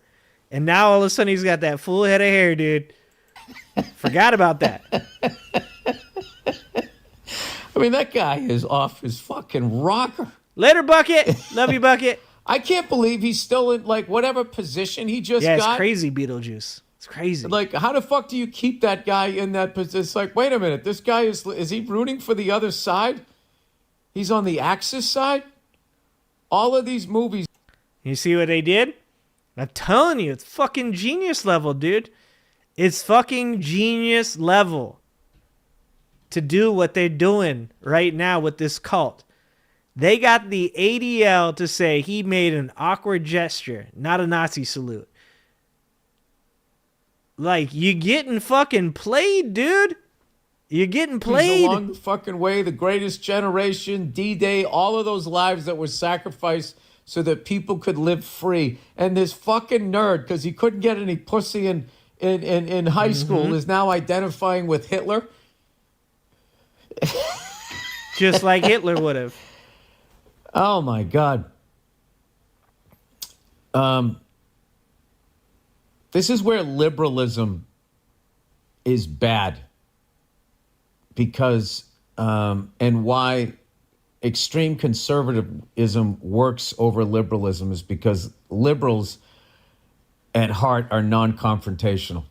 And this is like some shit that needs to be stomped out immediately. 100%. That people are going to like fucking try to lead us back in that direction. I mean, what are we doing? This is the United States. We're united, not divided. And like, are we really going to fuck this up because Elon Musk couldn't get any pussy in fucking high school? Like we're really going to fuck this whole thing up? Fucking guy. I mean, I don't know. It just boggles my fucking mind. I don't know. Well, we'll see how that plays out. We'll see how that plays. Why would he be a Nazi? Like, what does he feel he's not getting as a white driven, man? exactly, I mean, it's Rob. like you're a fucking billion. You got more money than anybody. You're still upset? Like, how do you have the bandwidth with the amount of fun you're shooting rockets off and all of this stuff? You still have the bandwidth to fucking to be like not liking people because they don't look like you? Is that what it is? I mean, to be honest with you, nobody looks like Elon Musk. That's what scared me about that guy. You know what I mean? Like Hitler couldn't live up to his version of what the perfect human was. Exactly, Silent. What do you like, blonde, blue-eyed, and all Silent. those fucking We're gonna Scandinavian change it. people? And like he was this ugly little fucking troll. That was one ugly son of a bitch, I will tell you that. You know, scowling. He definitely came with the grunge vibe before grunge music. You know? Fucking evil. Hitler definitely had You saw a picture that looked just like that not too long ago. It's a presidential portrait. There's a picture that just got taken just a little bit ago of a man who just got elected to office trying to give you that same stare. Now, mind you, not as effective, because let's be honest, Hitler was a genuinely evil human being. Like, there's not a lot, and this is where I agree sometimes with the right or with people on the left that say don't call everybody Hitler, right? It's like, by calling everybody Hitler, you're actually like diminishing Hitler, because Hitler was like peak evil. Like, he's like, there's no soul in there. I make jokes about my ginger ass not having a soul. There's no soul in there. Just hate and anger and a want for revenge, right? Trump tries to play like that, but Trump's a moron. Trump's an idiot. Trump is being used by actual people that can be nefariously evil. And he's being used as a shield. I'm not in any way excusing Donald Trump. Donald Trump's a moron. And Donald Trump, like I said, he's like a bull in a china shop. He fucks up shit because he thinks he's smart. He's not smart. The dude's easy sub 70. But the people behind him, you look in their eyes, they look like that. It's pretty close. It's not Hitler, but it's pretty damn close. Thank you for the $5, fan. If you couldn't get laid in high school, that makes him an incel. I wonder if he hadn't been treated like shit, if he might have been a better person. Yeah, and that's like, there's something to that. That's why, like, me and you, fan, we've had a talk before a couple times about young men, right?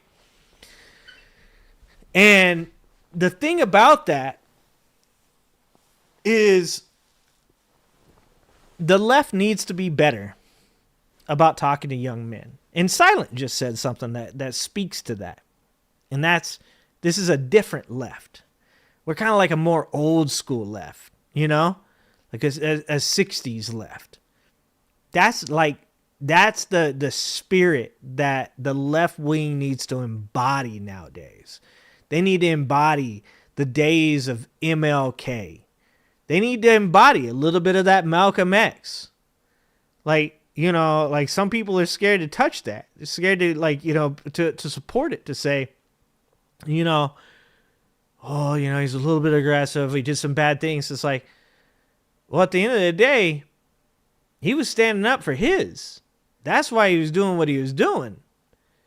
And I think that the left needs to grow a spine, and the left needs to stand up for theirs. It needs to stand up for the trans people in your community. It needs to stand up for the LGBT in your community. It needs to stand up for the undocumented immigrants and say, like, we don't want them to be undocumented. We want them to be fucking citizens. We don't want them to be undocumented. You don't want to be undocumented either. So let's make them citizens because they're paying taxes and supporting our economy and working and contributing. So let's make them citizens. Figure that shit out. We know what's broken. We know it's the system. We all agree on that. Doesn't matter if you're left, right, or MAGA. We all agree the system's broken. So let's fix it. Let's stop fucking blaming people and tossing them out of the country. Instead, let's help them be better and be productive parts of our society. But one of the biggest things that we need to do on the left is we need to learn how to talk to people. And that's what I want to change. That's what I want to make different. I want to make the left, coming from me, from my point of view, my channel, my lane, to talk to younger men and say like, hey, I get it. It's fucking rough out there. It ain't like it was when I was a kid. You guys are stuck in the house all the time. Ain't got no social skills. Haven't been able to hang out. Like I tell my son all the time, like I say, he's an Aspie. I say, so you want to get a girlfriend? Yeah, I like girls. I'm like, all right. You know what you want to do? Hang out with them. Be around them. Talk to them. Don't be afraid of being friend zoned. It's okay. It's good to have girlfriends. And I mean that as in friends that are girls. Like, that's good. Like, you should get friend zoned a couple times. You should learn what it's like to be around women. You should find out what they like. You should, like, innately actually want to make them happy, to make them feel comfortable around you, to make them feel safe, to depend on you, to feel good around you. Because that's what you would want them to do for you. You also want them to make you feel good. You want them to make you feel like you can depend on them. You want them to make you feel like you can be comfortable around them. Because that's what a relationship is. It's not one-sided. So the left has to get much better. They need certain voices like AOC. AOC is a fucking dope voice. It needs people that can reach these young people and say to them, like, we hear you. We're not going to talk over your head anymore. Like, that's the days have passed, right? We're not going to tell you, like, the games are making you into killers and the hip-hop music is making you into killers. That's old left. The new left needs to speak to young people in their language. I mean, like, skibbity toilet and stuff.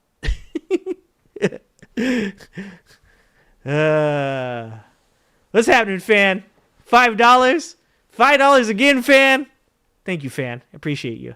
Treat your young men right, and we'll treat you right. You get these young males, and they act like toxic assholes because they've been ostracized, and some of them are assholes. I mean, I'm not going to make excuses for everybody, right? Like, I mean, there's people out there that were raised incorrectly by their parents. Some of them are just genetically kind of assholes. But you should be giving everybody the best chance possible, right? Like, we should be helping our young men, we should be giving them the best chance possible. Like, that's what you should want for every human being. Every person in society that does well lifts the boat, right? A rising tide lifts all boats. I had that lady come in here. What's up, Redonk? I had that lady come in here. What's up, Liz? That said she came in at the worst possible time, where I was criticizing the Humanist report for saying that Jordan Peterson's 12 Steps book was not necessary for young men. And I was like, well, no. Hold on. Look, before Jordan Peterson went off the fucking rails, that 12 Steps book was actually pretty good for young men. You're going to hate to hear that because you don't like Jordan Peterson. I don't like Jordan Peterson today. I don't like the Jordan Peterson that's walking around today. He pisses me off. He drives me nuts. He's a goddamn lunatic, to be honest with you. But the book that he wrote, the 12 Steps, there ain't nothing wrong with a young man reading that book. It says make your bed. It says treat people nice. It says treat your wife or your girlfriend like she's your equal. There's nothing wrong with that. And that person came in at the wrong time of me saying that. She's like, fuck you and fuck Jordan Peterson too. And I was like, no, you don't understand. I'm not saying that the hate that Jordan Peterson is pushing around nowadays is okay. I'm saying that the book that he wrote wasn't bad for you. And some people don't know that because they had good parents. Why would young men need to know Like that they need to make their bed. Why would young men need to know that they should just know that they have to treat other people well? Well, not everybody grew up in that way, man. I didn't really know my father until I was like 13 years old. I didn't have any male figures. You know, my mom had been abused mentally, emotionally, sexually, physically, every single way. She, you know, to this day, my mom, you know, has her issues because of that. She couldn't be there for me. I didn't have a parental system that was stable and capable of teaching me the things that I needed to learn. And luckily for me, I am who I am. And I learned that through a bit of osmosis, bit of TV, a bit of George Carlin, a bit of watching. I spent a lot of nights watching TV, watching the George Carlins of the world teach me how to be a human being. But not everybody has that. And so like a book every once in a while, regardless of who the author was, might help that young man become a better person. And that's what we should want, that no matter where it comes from. Yeah, I like AOC. I really like AOC, Alan.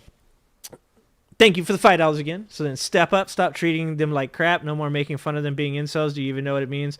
Yeah, I know what an involuntary celibate is. Yeah, I know what an incel is. So like I said, it all depends. Like, so that's the other side of that though, fan. You got to recognize that there's a middle ground to everything.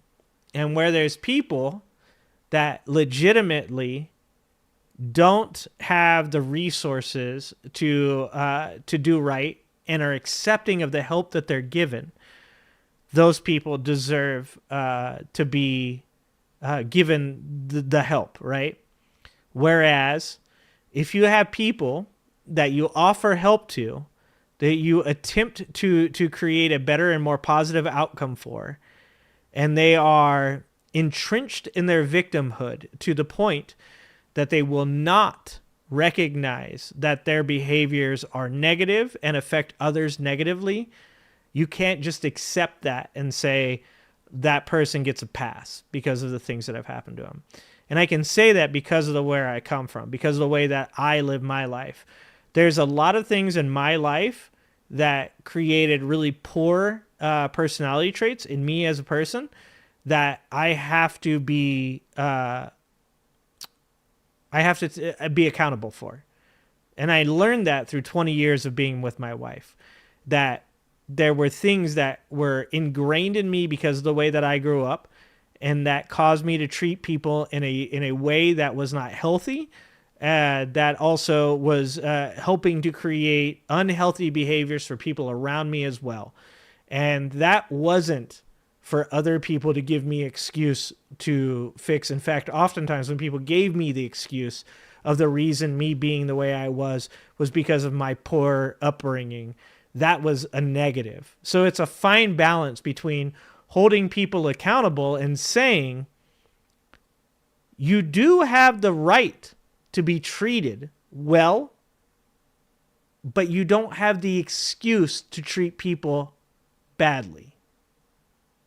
If that makes any sense. Thanks for the 1 membership. And I appreciate that. Manny, congrats, Manny. Manny got that. The internet got everyone think they can find a perfect partner. Exactly. Exactly, Redonk. Exactly. What's happening, Kay? Not only do the thing about me is like, I don't want just like, I don't want AOC to run. I want AOC to win. It's one of those things that like, it's so shitty that it continues to contribute to this, like, this mentality from men. See, this is one of the places that I'll tell you that men are fucking up. When men see a woman lose to Donald Trump and they take the mentality of, see, women can't beat Donald Trump, that's their fault. They just can't beat him. They're not recognizing that the reason those women are losing to Donald Trump isn't because of them, it's because of us. And that's important. You have to take accountability for your own actions. And like I said, for a long time, I lived without that accountability, and it affected my relationships with my wife and other people in my life really negatively. And one of the best things I learned was to take accountability for how my actions can affect people negatively, regardless of how I grew up and the excuses that I want to use to facilitate them. To be like, oh, that's why I'm like that, is because of all these other things. It's just not acceptable. There's a certain point in your life where you have to say to yourself, like, I can do better, and I should do better, and I will do better. Like, that's, I can, I will, I should. Or what is that? I should, I can, I will. I can't remember. It's Eric Thomas. Show no compassion now, they'll show no compassion later. They're young and dumb. They need help, not hatred. Hold yourself accountable for them. Well, and so it takes a village thing, right? That's the it takes a village thing. So what you say is like 100% correct, and thank you for the $5 fan. That people should you should always default to treating people with hope and sincerity, right?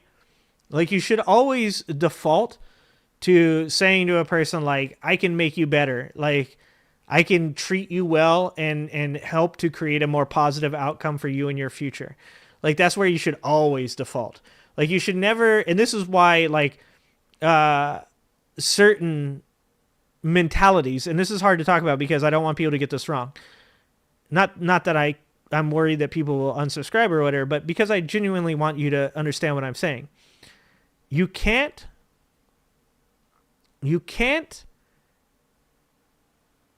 approach like a young man with the sins of the father, right? So as a woman, and I'm really proud that my wife is as good with my son as she is. As a woman, you can't approach your young man that's in your life with the attitude that he's going to grow to be what you despise about masculinity. Instead, you must approach that young man in the way that you are going to help him to grow to be the person you wish every one of those men were. So it takes a village, and that's the problem with our society. Is our society, if you're conservative, believes in this individual ideal. This idea that, like, every single person is the only person accountable for their own behaviors, for their own upbringing, for their own outcome. And that's why, even though I don't choose to be a part of the Democratic Party or the Republican Party, the reason that I identify so much more strongly with the left than the right is because I recognize that no person has ever gotten to where they are today by themselves. So if we want young men in our society to grow up and be positive influences on the women in their lives, then we have to encourage that. And we can't discourage them. We have to say to them, I believe in you and I think that you can be a good person. I believe in you and I think that you one day will make a difference. Like, that's important. $10. Sorry, Rob, I've got Hitler just in the background staring at people. My bad, Rob. Hold on, we'll push it forward a little bit. Hitler staring over my shoulder does make this a little awkward. You're fucking right, my friend. Beetlejuice, thank you for the $10. So I do see what you are saying. However, I would fall under incel. I have an inability to track what I like. That being said, I feel like being an incel shouldn't excuse the hatred. 100. That's what I'm saying, Beetlejuice. So one of the things that I discuss with young men, because I work with a lot of young dudes. Here, let's push fucking Hitler. Oh, here we go. There we go. All right, Kurt Cobain it is.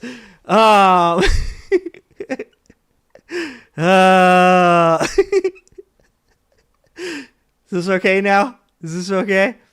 One of the things I say to young men, and I work with young men a lot.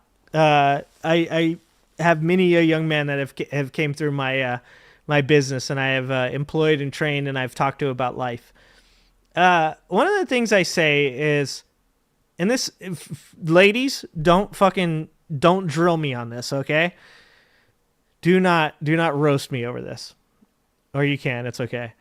I tell young men, you've got to stop with this idea, and this isn't you, Beetlejuice. I'm talking to young men in general. You've got to stop with this idea that the woman that you want has to reach certain standards. Now, I'm not saying that you shouldn't set a bar for yourself. Like, you shouldn't accept abuse. And there are women that abuse men. You shouldn't accept abuse. You shouldn't accept demeaning behaviors. You shouldn't accept being used. But you also shouldn't enter any relationship with a woman with any preconceived notions of what that person owes you, right? And once again, I don't want you to take this as though I'm talking to you. I'm talking about this subject in general because I don't know you well enough to speak specifically to your plight, right? So this is what I usually say to young men. And that is, just like I tell my son, every relationship with a woman that I've ever had in my life has always started out as a friendship.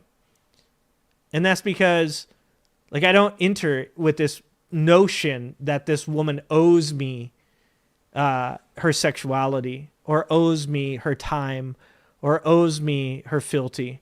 Like, I want to get to know that person, and if it evolves into something, then that's what. And for a long time, just so you guys know, I mean, I didn't really have like a real like solid girlfriend that lasted probably more than like maybe like 60 days until I was in my 20s, and I met my wife when I was like 22, right? So I didn't lose my virginity until I was 18. And there was nothing wrong with that. I never felt bad about any of that. I never felt bad. Like, I think that's a different pressure for today's like kids, is like this idea that you have to like have had sex by the time you're 18. And I actually think the opposite of that. I actually think it's much better for you to like be chill. I'm not saying like some kind of like cringe ass, like save yourself for marriage kind of shit. I'm saying like, just don't like put that pressure on yourself. Like, you got enough fucking going on in life to like, you don't need like that extra bit on top of that. Like, that's like, you know, that might be the straw. That might be the thing that finally breaks you. You know what I'm saying? And that's what sends you down that like actual incel route. Like, that's like, when people use incel as a derogatory term, what they're generally saying is a person, not a person that can't have sex, or that's encountered these situations that have, you know, been negative for them, but instead a person that uses that to create hatred, like you said, Beetlejuice. Like, that's much more important. Boy, I make sure things make things more complicated. Probably.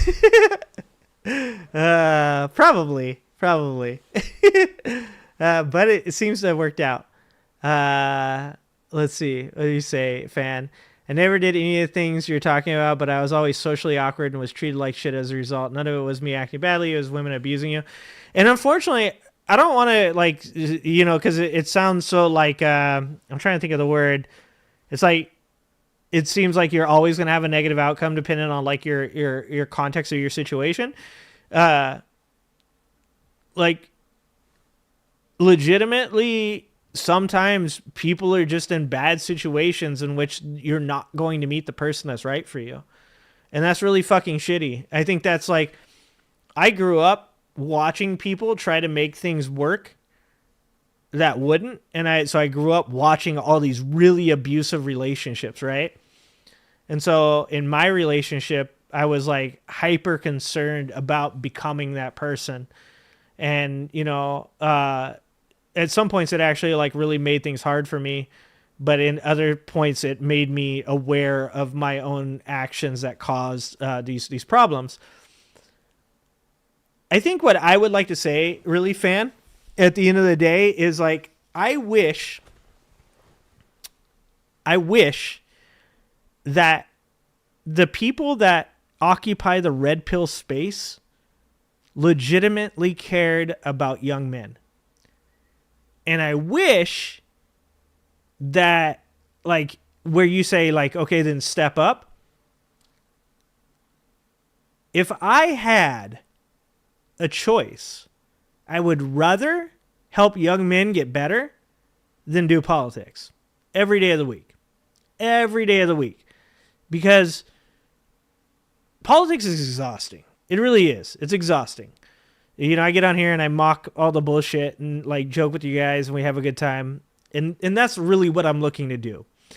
I'm not looking to like change the world as far as like, you know, creating, you know, this like new ideal of politics or anything like that. I just want to like show people like you can see reality for what it is and make a positive difference in politics if you choose to. But it is exhausting. So if there was the ability for me to occupy a space where I could positively influence young men, that's what I would do. And so like that's a part of this. That's a part of this. No, masculinity is not toxic. There is toxic masculinity and then there's masculinity, right? Like you can like there are women in this world that enjoy masculinity. There are women in this world that don't enjoy masculinity. And it's about accepting what is and not what you wish it would be. Therefore, if you wish to be a masculine male and you wish to be with a woman that wants that masculinity, then you're going to have to do the work, unfortunately, to get out there and put yourself in awkward situations and feel uncomfortable. And you're probably going to have to do it over and over again until you find what you want. And the opposite of that is true as well, is that if you're not a masculine male, and there's nothing wrong with that, if you don't choose to be, you know, that prototype masculine person, then that's acceptable as well. You just need to find a woman that like is accepting of those traits. And that's why the left isn't wrong about roles. I've said this before. Like, I've seen people who are in relationships where they're like, the woman stays home and cooks and cleans and that's what she likes to do. And the man goes to work and, you know, he performs the fatherly duties and all that stuff and it works out. Like, that's great. And then I've also seen relationships where the woman is hyper, like, she makes all the decisions. Like she's, you know, my sister-in-law is very much like that. She's very, she's a high-level manager for a corporation, and she's really good at making decisions, and she leads that life. And I wouldn't even say her husband isn't like masculine. I just would say that she's the stronger of the two when it comes to that. And that's an acceptable relationship as well. It's just about like having to like find the right person. But to find the right person is really hard. And let me just say this to every single fucking person out there. Hold on. I had to watch those abusive relationships as well. I had to ask, what does that abusive fuck that I don't have? Yeah, no, fan. Yeah, I had many a nights, fan. I had many a nights, fan, of like the number of girls that I liked in between, you know, when I started to recognize like my attraction to women and when I turned 18 and started to like actually have relationships with women, like real physical relationships with women. I had those thoughts too. Like I saw so many like abusive, shitty dudes with women that I had a crush on or I liked, and that would confide in me, that would talk to me. And I had that attitude of like, what the fuck, you know, do I not have that they do? And the reality is that like none of those situations were meant for me, man. They just weren't. They weren't.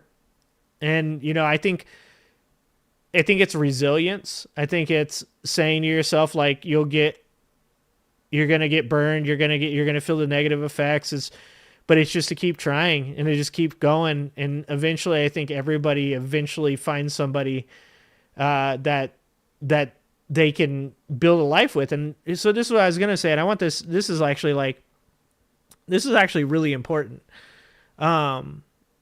Really important is that in my 20 years with my wife, I've probably almost been divorced like 4 times, I would say. Like once or twice, like legit, like we're going to get lawyers and we're just going to quit. Like, there is no such thing as a completely happy relationship. There's no such thing. Like, when I first started doing this, there was this older black dude, and I was on Angela Knight's show, and it's so funny too. God, dude, remembering that shit. We would go on these shows, and Angela would bring me on because I have a relationship of 20 years, and she would say, you know, like, these people, like, they're guys that can't keep a girlfriend, and they womanize, and they're assholes, and, you know, just come on and talk. And I would come on there and I'd talk to these guys. And here I am with my relationship of 20 plus years. And here's this old black dude that was also on the show with me, and he had a wife of 20 years as well. And we're going, it's about getting through the tough times. It's about supporting each other. It's about realizing your own faults and flaws, making sacrifices, and asking the other person to meet you, you know, on the same level and do the same things. And these guys at the end of it would be like, psh, none of that works. Fucking dude, you don't know what you're talking about. And it's like, oh, I'm sorry. Who's the guy with the 20-year relationship? And who's the guy that's having a hard time? And I think what it comes down to is with those guys is like, they wanted something that doesn't exist. There's no woman out there that's going to cook for you, clean for you, work 40 hours a week for you, have your children for you, stay in good shape for you. Like, you get to, like, pick one or two of those things. You don't even get to pick it. You're lucky if you get it. You know what I'm saying? And, like for me, my wife's like, she's the best mom you could possibly have. And she's like the most supportive person, you know? It's like, that's good enough, man. That's good enough. Beetlejuice, thank you for the $5, Beetlejuice. I too have watched girls who like some guys that were like, why do you like that guy? He's gross. And, you know, I think sometimes people forget, what's happening, Tia? What's going on, Tia? I think sometimes, hey, there's my wife. Marcus has been around during some of these conversations. You're probably in Angela and I's chat every once in a while. Why does Adolf with blind, burned out hair look like Kurt Cobain? That's actually Kurt Cobain, I'm pretty sure. Oh, no, you're actually right. That is Adolf Hitler with bleached blonde hair, isn't it? That's not Kurt Cobain, is it? Oh, shit.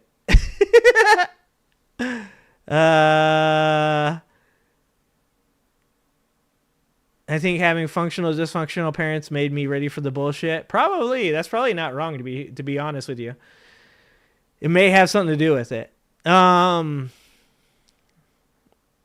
Sorry, I might have missed some of you guys' chat, so I don't want to misquote what you guys did.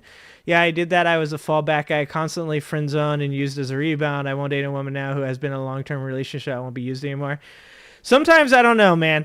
I want to be careful what types of advice I give in this area without like having like a real specific idea of the person that I'm talking to. Because a lot of the young men that I work with that like I have these conversations with, I've spent a lot of like personal time with, you know. But what I would say, and like nobody likes to hear this, is that like you miss 100% of the shots you don't take, you know? And like one of the things I think is like the most important thing for young men to understand is that like not every time, and I'm not saying this specifically about you, fan, so don't take this personally. I'm saying this to young men in general, is that like it's really important not to take every situation super personally. Obviously, there's times where 100% you're correct to take it personally. But sometimes I think for young men, they have something happen to them and they don't understand it because they don't know what that other person, like that young woman possibly in this situation, is going through and why she did what she did.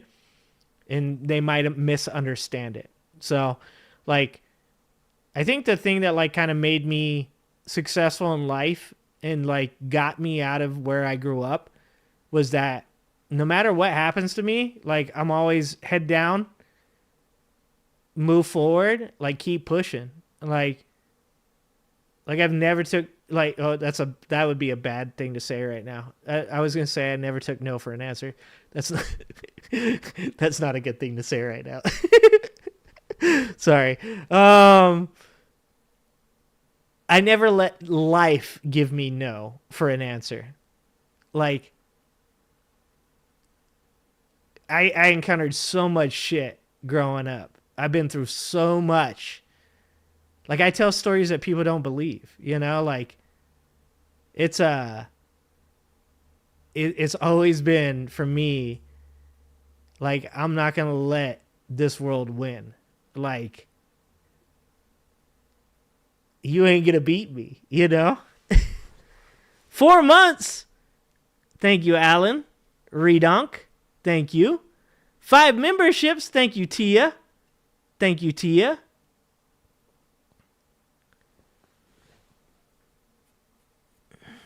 Yeah, marriages are always a work in progress, Sean. You are correct, my friend. Let's see. I'm just looking at everybody's shit here. All right, let's watch some stuff. I've been talking about this for a little bit. I don't want to just make this about it. This. What up, Junior? What's going on? I do not take no for an answer in any debate, Marcus. That's the game, though, dog. That's why we don't do debates, right? Because it's you are awesome, Tia. You're always awesome. Thank you, Tia. You're awesome. That's why I don't do debates. Is because it's like it's never for like coming to a real conclusion. Everybody on this fucking content creator bullshit, they just want clicks and views. I like conversations. I like to like if I don't mind like fucking fighting and arguing and debating and shit, but like we all know that's not gonna ever turn into anything helpful. We all know that. You know, it's like I said the other day watching fucking Andrew Wilson fight with Cenk Uygur. It's like you're not actually going to like come out of that with anything. Like you're just literally trying to get clicks and views. I would like to have conversations with people. I would like to talk to people and like try and like actually like come to some like conclusions, you know, have some answers and stuff. That's why I like to go off on this stuff for a little bit. Talk about young men. I do think, like I said, have I been to your channel? No, I haven't been to your channel. What's your channel, Tia? Is it that Hawk Podcast one?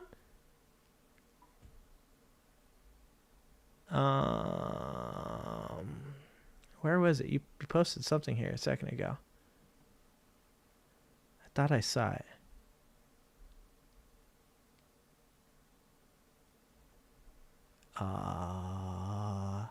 This is riveting, isn't it? Riveting. Well, now I'm getting caught up in all the other comments in here. Like I don't get to read all your guys' comments. So, is it Hawk Podcasts? Was that what it was?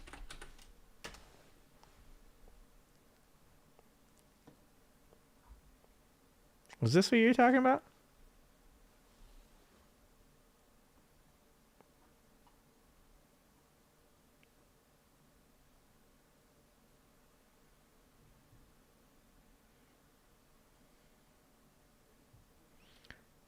Fan says, hold on, DJ got an ad for Slavic women. Oh my God. I like to learn new things and hear different perspectives. That's why I'm so miserable, because so many people are factionalized and repeat the same bullshit that they read on Twitter. Yeah, that's why you're here, fan. We don't repeat that shit. We try to talk. Yeah, Manic's sick and I'm not going anywhere upstairs. Can I go straight to your channel? I think I can. Go to channel. Okay, I see you have a cat video. All right, we're gonna put this one on. We're gonna watch this. There we go. Let's see. Let's see. Have you been watching sports lately, like MMA, NFL, or NBA? Yeah. Obviously, my Eagles are in the Super Bowl Sunday, so fucking huge on that. Let's go Eagles. Let's beat the Chiefs. MMA. I want to watch the Saturday. Marcus. The fight Saturday before the Super Bowl are going to be fucking dope. So, yeah, I want to watch that. I mean, I watched a little bit. I saw Adesanya lost. I mean, I've always watched a lot of MMA and stuff, but recently I've just been really busy. So, I haven't had a lot of time. I just, like, kind of check out the sports afterwards. Dropped a picture in General Discord. Let's see. Cajun, I watch young debaters learn how to argue. I'm not good at. I always cave and end up walking away and take my loss for it. I just talk shit. I talk way too much shit. Like, no debate is good with me because I just talk all the shit and call people names. Like, that's just how I grew up. That's how we argue. We talk shit to each other. That's like literally, like I said, some of the most fucked up shit you ever hear. Look at Tia. Look at Tia. Okay. This is... You're such a... Great. I have video of you chewing on my oxygen hose. This is proof. That's good times, Tia. Root for the Eagles. Good job. It's the only time. It's the only time that anybody. That's the only time that anybody roots for my Eagles, dude. And rightfully so. Eagles fans are assholes, man. We are. I mean, most people when they meet me and find out that I'm an Eagles fan, they're generally like I could see it, but they're like, I don't know, man. You can't possibly, like, you would throw snowballs at Santa. I'm like, well, with enough beers, dude. Enough beers, I definitely would be throwing snowballs at Santa. All right, hold on. I gotta go use the bathroom. What time is it, actually? We're 2 hours. We can do one more video. Did you drop something for me? Somebody give me a video. I'm gonna go use the bathroom. Somebody give me a video. And I'll just, like, turn something on for you guys real quick while I go use the bathroom. Oh, wait, not this video. That video has music in it. I get myself a... Oh, no, I don't want to stream his. Oh, here you go. Windows come in all shapes and sizes. I love Jesse Wells. Off-the-shelf replacement God windows damn it! can be a bad idea. It knows I have an ad blocker issues now, and so it's making me. Have you guys ever heard Jesse Wells before? I love Jesse Wells. He's a good kid.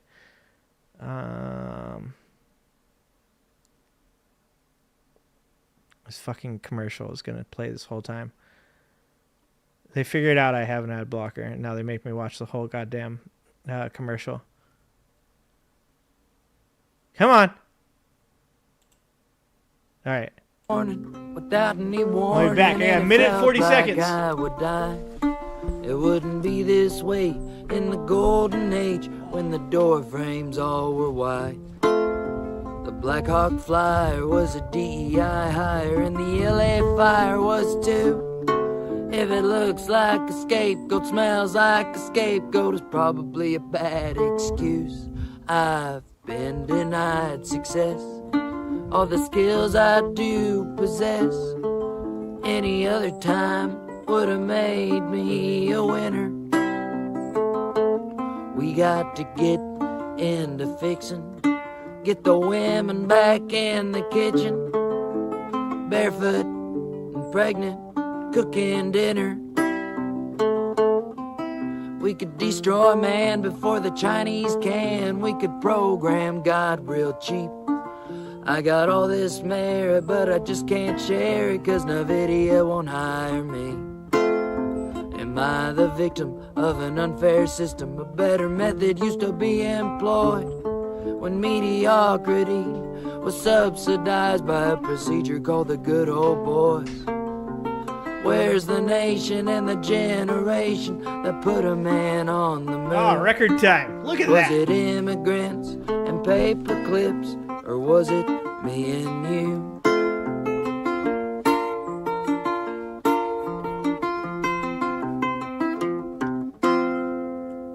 I love this kid. Jesse Wells is amazing. Once again, I got this guy's channel. I was on this guy's channel when he had like 5K or something. And now he has 288K subscribers. Fucking insane. Yeah, you like him, Cajun? Yeah, he's dope, isn't he? It's a millennial folk singer.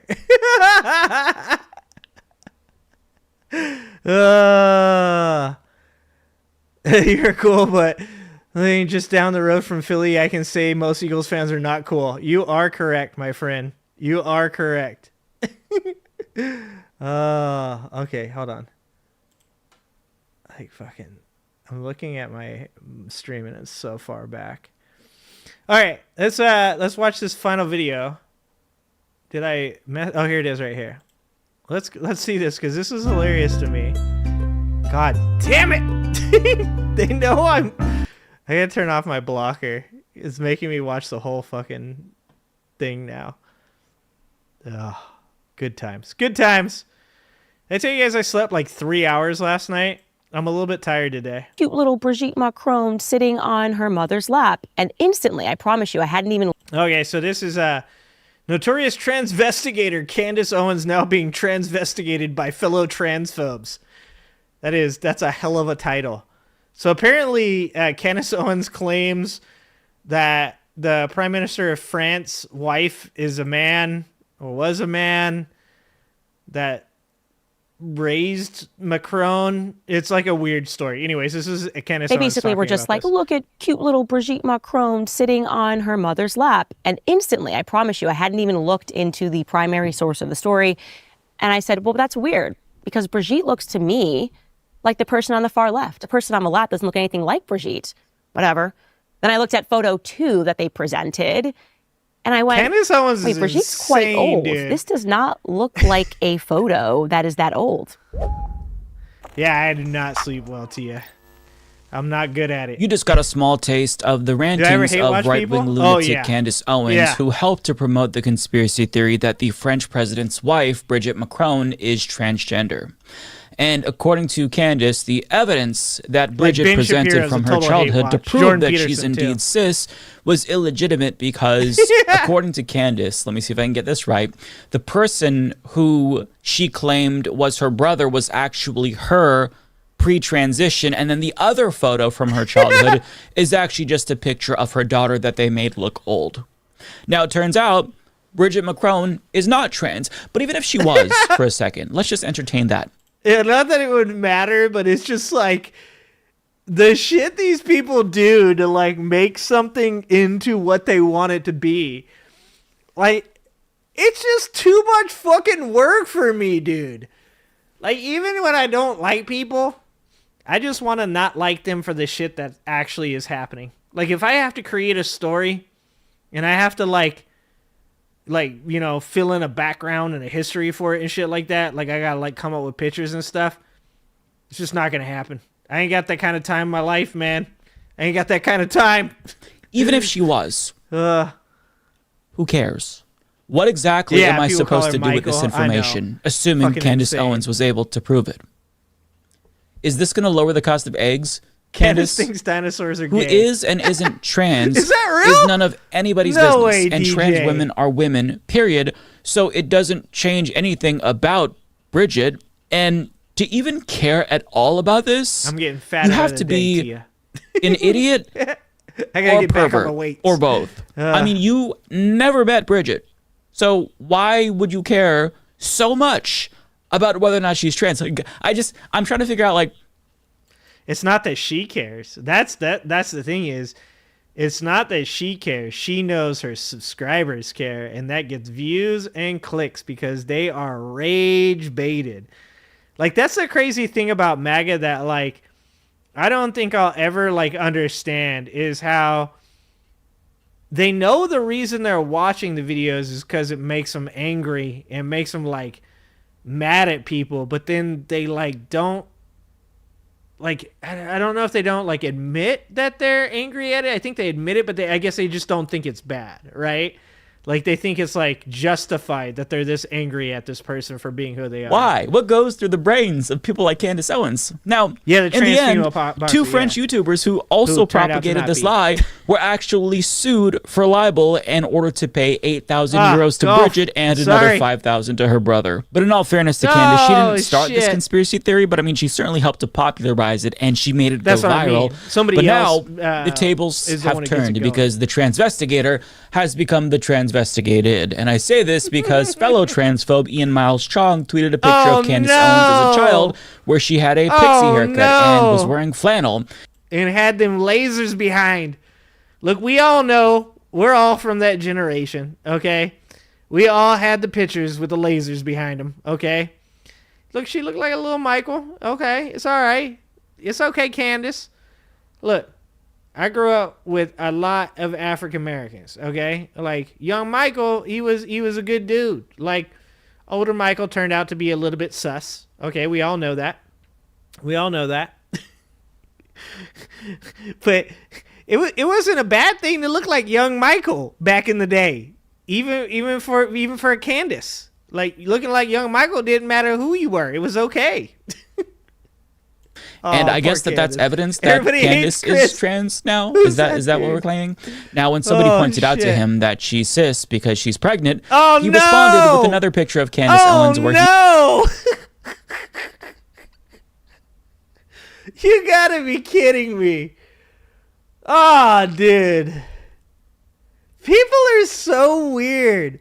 How are they gonna make me fucking defend Candace Owens, dude? Why would they do this to me?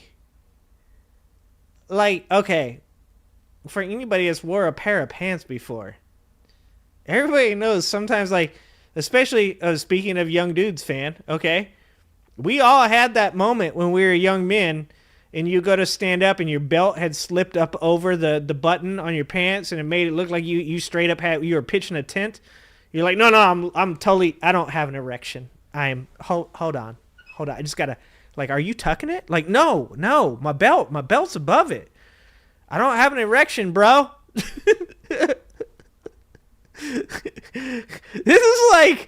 This is the kind of shit that happens when the internet exists.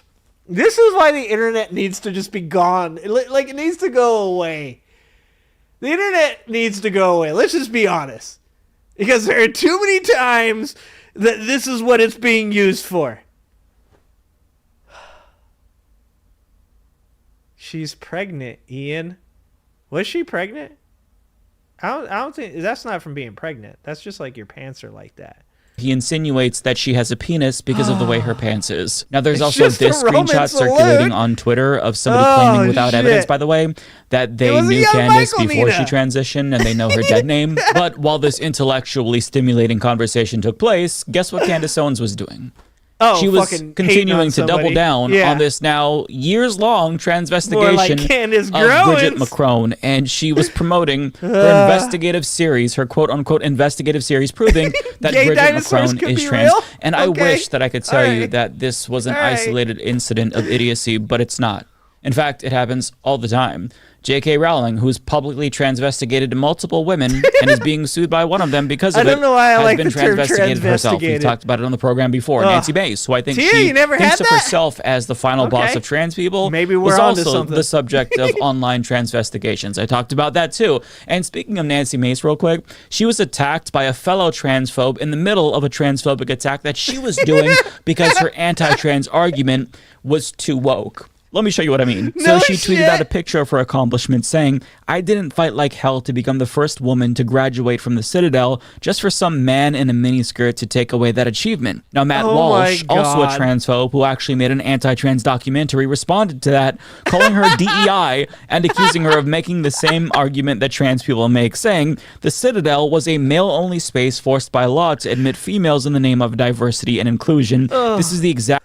Okay, I'm going to admit this video is actually funnier than I thought it was going to be. I thought this was going to be different. Mike is coming with the fire right now. All right? I mean, he's not actually making any jokes. He's just actually just pointing out what these people say to each other.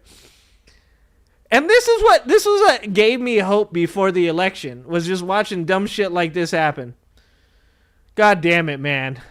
There was such a prime chance, just lost exact it. Argument trans-identifying males use to invade female spaces. Nancy Mace was literally a beneficiary of a DEI program. It's a ridiculous and tone-deaf thing to brag about in this moment. And the takeaway thus far, clearly, is that transphobes have actual brain damage, and the hate and vitriol that they spew almost always comes back around to them. But to get back to Candace Owens for a moment, I need people to understand that the transvestigations that we're seeing aren't just used by transphobes for sensationalist purposes or for grifting.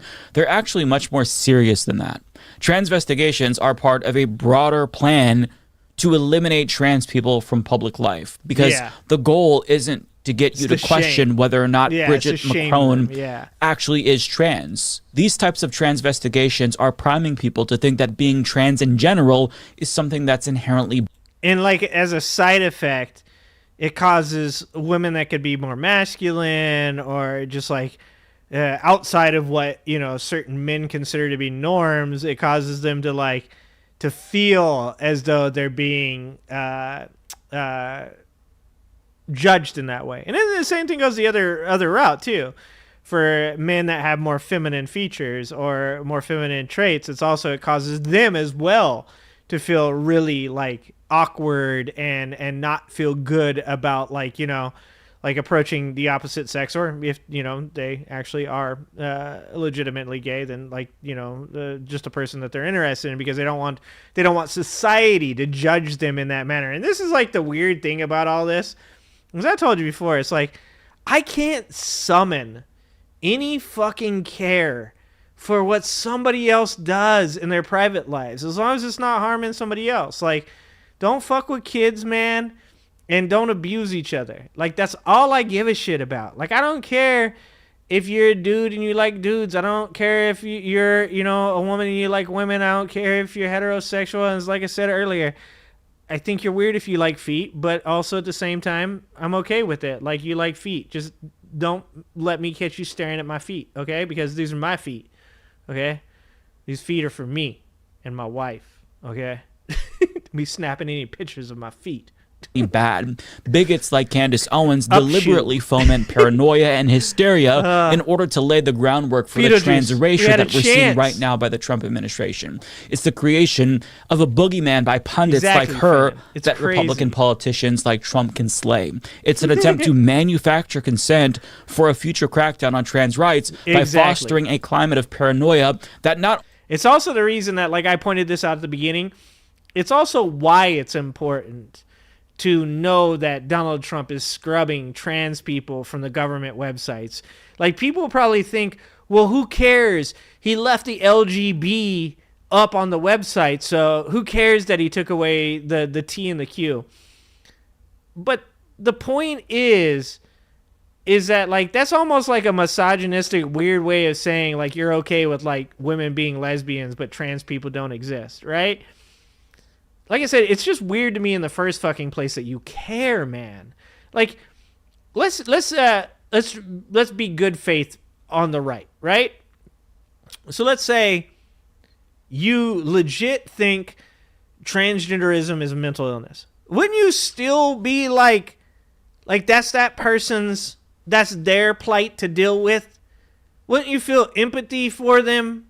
And like, I don't agree that it's mental illness. I've done a lot of research into the NIH studies on the gray matter differences between people that are transgender and biologically male and female. And, you know, I've, you know, read a bunch of the studies off that video that I also watched where it talked about the biological differences in brain spheres between male and female, and the way that transgenderism seems to kind of like cross certain lines of like a person that is specifically like born male biologically but has female traits of the brain.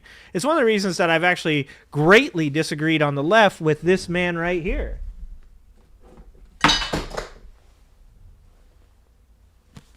Don't worry about that. everybody's okay. Steven Pinker, as I understand it, I don't know all the controversy, but as I understand it, got in trouble for saying in the early years of the like real strong feminism movement, maybe third or fourth wave, whatever it was, for saying that there's, you know, biological differences in the brain hemispheres for men and women, and that like women are more likely, I can't remember what it is. It's like women are more likely to like people and men are more likely to like things, I think is what it was. Whatever he said. Like, that's how seriously I take all this shit. Like, it's not that serious. But some of the studies I had read about that kind of stuff, like, kind of leaned into that, saying, you know, like, oh, well, that would explain why a person, you know, would feel that way. And that's what creates something like body dysmorphia, you know? And it's like, so if you wanted to be even best faith to right-wing people, it'd be like, well, that's not your thing to deal with. Why are you so upset with this person for having to go through this thing? Like, why aren't you, like, more supportive? And why aren't you just more helpful to create, like, a better society and a better life for that person? Like, and that's being, like, best faith for them. I mean, coming from my point of view, it's like, why the fuck is it for me to judge those people for the lives that they live as long as they're not harming other people? Like, what's the point? Well, like, I can't summon the motivation to be upset with trans people for being who they are, nor can I do it for people that are gay or lesbian or, you know, any ethnicity or, you know, someone that's handicapped. Like I don't understand how people can make another person's life so important to theirs that like that they hate them for being who they were born if they're not harming somebody else. Like, you guys want to judge Adolf Hitler, I'm all for it. Like, we can 100% judge Adolf Hitler. You want to judge somebody for being an asshole to people, I'm down with that. But, like, caring about somebody's sexuality just doesn't really fucking matter to me. Like, I think Dave Rubin's an asshole. I don't care that he's gay.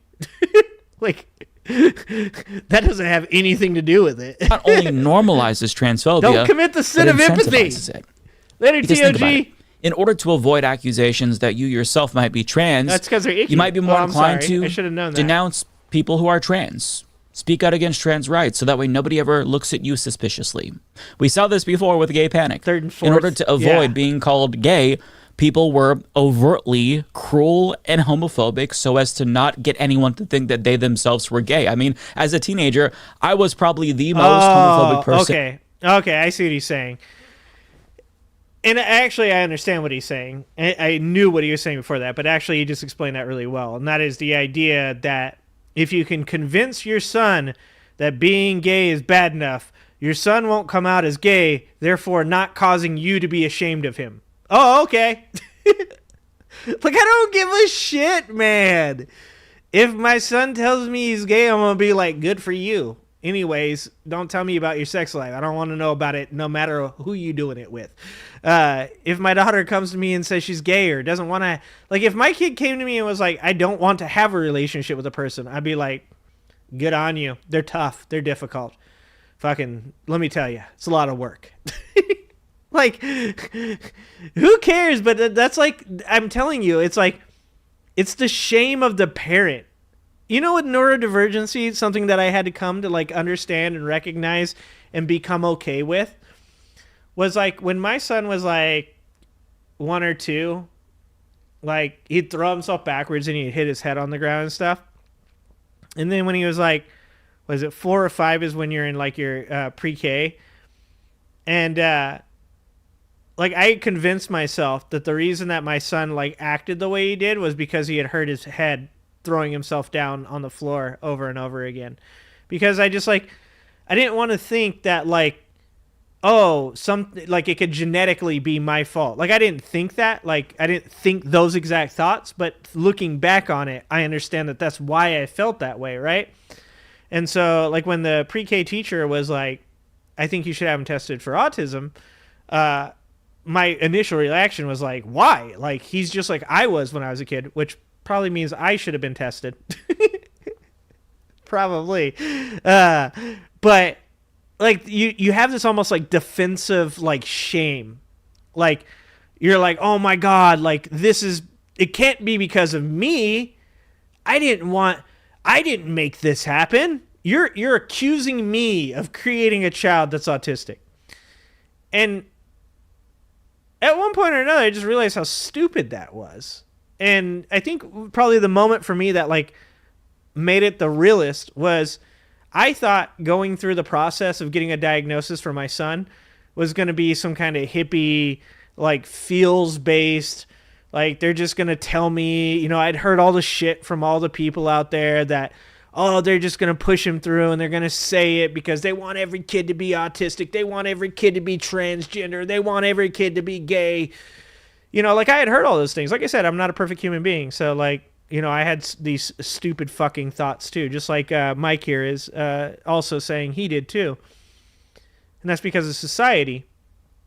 And I sat there and the lady went through this real clinical process. And it was funny because we sit down with her and we have to answer, like, I think it's like 100 questions or 200 questions the parents have to answer about his behaviors and stuff. And we go through all that and stuff. And we sit down and I'm like, oh, so what's up? And she's like, oh, he's autistic.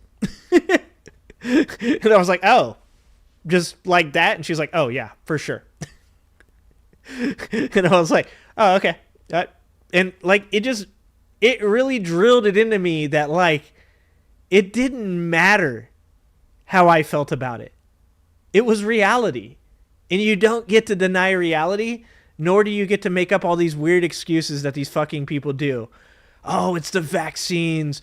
Oh, he's probably not actually. It's like, it really upsets me when I meet somebody that has a child that's obviously on the spectrum and they refuse to take them to a doctor. It upsets me so fucking much because getting a diagnosis for my son enabled us to get IEPs, individual educational programs, set up for him that have helped him so much in his life. So much. And instead of him going through life wondering why he has these disconnects, wondering why things are different for him than it is for other people, why certain things are awkward for him that aren't for other people. Instead, we get to talk to him about it and we get to explain things. And because of that, you know, he's lived a much fuller life. And it's really sad that a parent's shame, which shouldn't even be shame in the first place, but a parent's shame would inhibit the growth of your child. If there's anything that's shameful, it's denying that your child is who they are because you're ashamed. That's shameful. That's actually shameful. That I know because I didn't want people to suspect if no one ever diagnosed because it, the climate of paranoia a really bad cultivated by politicians and pundits when I was a teenager made everyone in the country so hysterical and paranoid that I felt like I had to be homophobic. Otherwise, people would suspect that I was gay, and I was. Yep. Now, I'm not trying to make a point that, oh, you know, anybody who is transvestigating is secretly trans. I mean, I think that a lot of them do have insecurities about themselves, but the point is that they're cultivating this climate for a reason, right? And the same happened back during the gay panic. During the 2000s, it was so bad that politicians based entire... Nah, Redonk. See, that's what I'm saying is that's what people do. What you're doing right now, Redonk, is you're giving me an excuse and I don't need it. It's not necessary. Like, that's not true.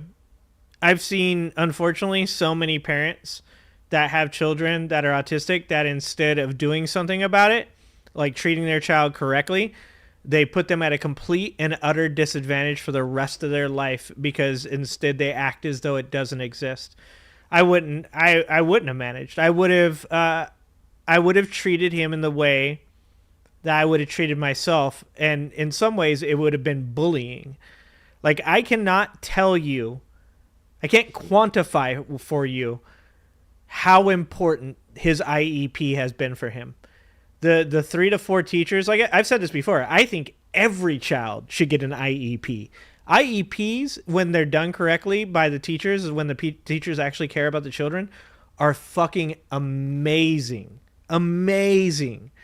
Like, my son has benefited so much from his IEP because we understand what's going on with him. that if we hadn't done that, he would be at a severe disadvantage his entire life if we hadn't done that. Like, I appreciate you saying like we would have managed, but I wouldn't have. I don't believe that. I don't think I would have been that. Yeah, but that's like extremely reductive, redunk. Like, do you understand what I'm saying when I say that's extremely reductive? Night, Alan. Appreciate you, Alan. When you say something like people have been autistic forever, of course that's true, but that's extremely reductive because you're taking something that is very, very, very, very complex, and you're saying, well, look at history and look at all these people that have made it. But that's not true. If you take each individual person and you were to set them aside and ask them about their life experiences, some people would say, yeah, I did okay. And then some people would say, no, like life was fucked up. Like, we don't know that because we didn't engage with the topic, right? So it's too reductive to say something like people have been autistic forever. That is true, but it does not add into the equation the complexity of nuance of the people that went through that don't get to tell their side of that story. You're getting personal, and it's fair, but I'm not trying to make it like that. No, I'm not. No, I'm not taking it. I'm not taking it personally. Just so you know, like 100 years ago.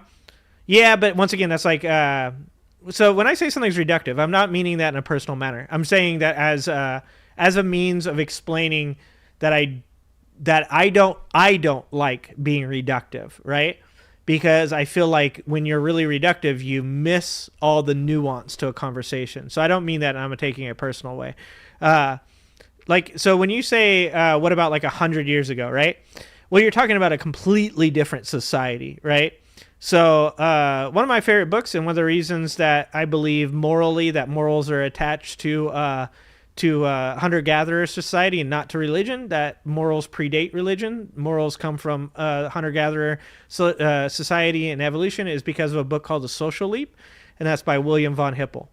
And what you would say about something like that is that I won't want to call it inadequacies. I would say the differences in personality and social like awkwardness and stuff like that wouldn't be readily apparent in a society that isn't as complex as ours is. So in The Social Leap, the idea is that the brain doubled in size due to social situations, not due to opposable thumbs, which is the mainstream explanation for why our brain doubled in size, right? Like, we believe our brain doubled in size because we had this need to create these tools, also because of our ability to cook our meat and derive more nutrient from it, right? So in The Social Leap, it's the belief that instead your brain doubled in size because we had to handle these intensely complicated social situations from the hunter-gatherer area, which is like things like using shame, using things like loyalty, dishonesty. What is it when a human, what is it called? God damn it. When a human and another human, you understand what they're doing. It's called, not game theory. God damn it. Why can't I think of it right now? Anyways, something of mind. Theory of mind. I think it's theory of mind. And it's something like they think only like human beings have, right? And that's like your kid doesn't have theory of mind until they're past 5 years old, right? So like a kid that's like 5 years or younger will, like, if you're looking for them while you're playing hide and seek, they'll go, I'm over here, because they don't know what you don't know, right? But after they get past a certain age, they start to recognize what other people don't know. And that's what's called theory of mind. I think that's what it's called, is theory of mind. And so when I say something 100 years ago is completely different than what we're talking about today, it's because our communications have advanced so far that little awkwardnesses and social differences are much more apparent now than they were 100 years ago. So if you make the argument that like 100 years ago people got through it and it was okay, well, that would be correct. That would be probably true for the most part, because you would look at most eccentricities back then as just being something that you don't really understand. Whereas nowadays, when you see social awkwardness and stuff like that, most of us really key in on small differences in neurodivergent people, and that's what makes us point it out so quickly. Like, we're very quick to judge, and part of that comes from the hunter-gatherer societies, because when people were different, that actually set them apart from us, and we didn't like that in hunter-gatherer society. Therefore, oftentimes we would shame people for being different in those societies because we wanted everybody to kind of work as a single unit and no one to be really unique in that way. So like 100 years ago, yeah, sure, that would probably make sense. Like 1900s, 1890s, 1850s. But in the 2000s, the early 21st century or whatever, it's much more important, much more important to be aware of it. Sure, about autism on a scale, plenty of folks can make it just fine. Oh yeah, 100%. Like my son is what's considered high functioning, so they don't put it on a scale anymore. Just so you know, because for insurance reasons. So if your child is too high functioning, you won't get the type of like government help, the insurance and stuff. So generally they just say you're on the autism spectrum. But like Asperger's is something that like people were diagnosed with a long time ago, and that's more of like a high functioning style of autism. Whereas there's low functioning, which is like full on like you have nonverbal. You have people that like have like agoraphobia, stuff like that. Like that's a completely different thing. Yeah. On an interesting note, there are animals that have theory of mind. Some people think that blue jays have theory of mind and will play pranks on one another. No shit, huh? I should check that out because the theory of mind is really, really interesting. Really interesting. I still treat things like things I don't understand. Well, me too. But that's what makes us. That's what makes us who we are, Redunk. That's why me and you like get along so well, is because we're both the same person. Like we both treat things in the way of like being curious and wanting to understand them. And I think that's what makes like me and you more accepting of other people's like behaviors and stuff, even behaviors that I don't like, right? Like one of the things that like I had to recognize, and I recognized this in my time coming up here from where I came from, was like what makes people racist. And there's actually like a real like evolutionary trigger to what makes people racist, and that's tribalism. That is that a long fucking time ago, it was ingrained in humanity that the other, which is where the fear of the other comes from, the other represents danger. So like specifically back before hospitals and medicine and, all these other things, when people only lived to be 20, 30 years old at the most, if you encountered somebody and they brought a sickness that you weren't acclimated to it, you don't have an immune system for, much like the Spaniards brought over to the Indians in the form of, was it chicken pox? Was it smallpox or chicken pox? I think it's smallpox, right? Then it could potentially wipe out your entire tribe, right? So like a lot of, not to excuse racism in any way, shape, or form, I'm just saying that this helped me to understand why I can dislike it but understand it, was that people were innately, or I would say it was ingrained in them to be fearful of the other. And we show that we are more civilized, that we are better than that by overcoming it, right? Like, so when you have something that you can understand and then overcome it, that's actually evolving. And so I think that's why like people like me and you are naturally curious about these things. So just so you know, I don't take any offense to you asking about that at all. Like I actually like talking to people about the shit I learned about autism. Let's see. We got the Anthropologist Ginger tonight. Yeah, it's a really good book. You should read it. It's called The Social Leap by William von Hippel. You can't make people do what they don't want to do. Yeah, you can, you can't, right? You can, you can't. Dude showing up on boats is a bad thing. Smallpox. Thank you, W62. Yeah. Medical knowledge is only a few hundred years old. There were cases in the royal family where the children were sickly because there was no diagnosis. Poor people just had to let them die. Yeah, exactly. Let's see. I'm going to let you guys watch the rest of this when you get a chance because it's getting late here. So I've mostly just talked about helping young men tonight and autism, which is actually like what I'd rather do. Like nobody wants to watch this shit. Everybody wants to watch me like make jokes about MAGA people, but what I really like talking about, this is all just bait. I'm just baiting you guys into the day that I can sit up here and talk about the things that I find interesting with you guys. It's all bait. But those are the things that I find interesting. I've told you guys this before, but I'll say it again. My premise of morals and where morals I believe come from, which is from evolution, is based in 2 books, and that is Jonathan Haidt's Happiness Hypothesis, which explains in a really like straightforward way why you feel feelings. Like, I didn't understand feelings. I hated the like astrological like idea of like, oh, it's because you're a Scorpio. Oh, it's because you're an Aquarius. Like, oh, you're a happy person. Like those kind of things. Like, I couldn't stand that because it didn't apply to like the really like straightforward logical portion of my brain. I wanted like an explanation. So the Happiness Hypothesis by Jonathan Haidt really puts into really easy to understand terms how the id, the super id, and the ego, right? Id, ego, and super ego, right? God damn it, I can't remember now.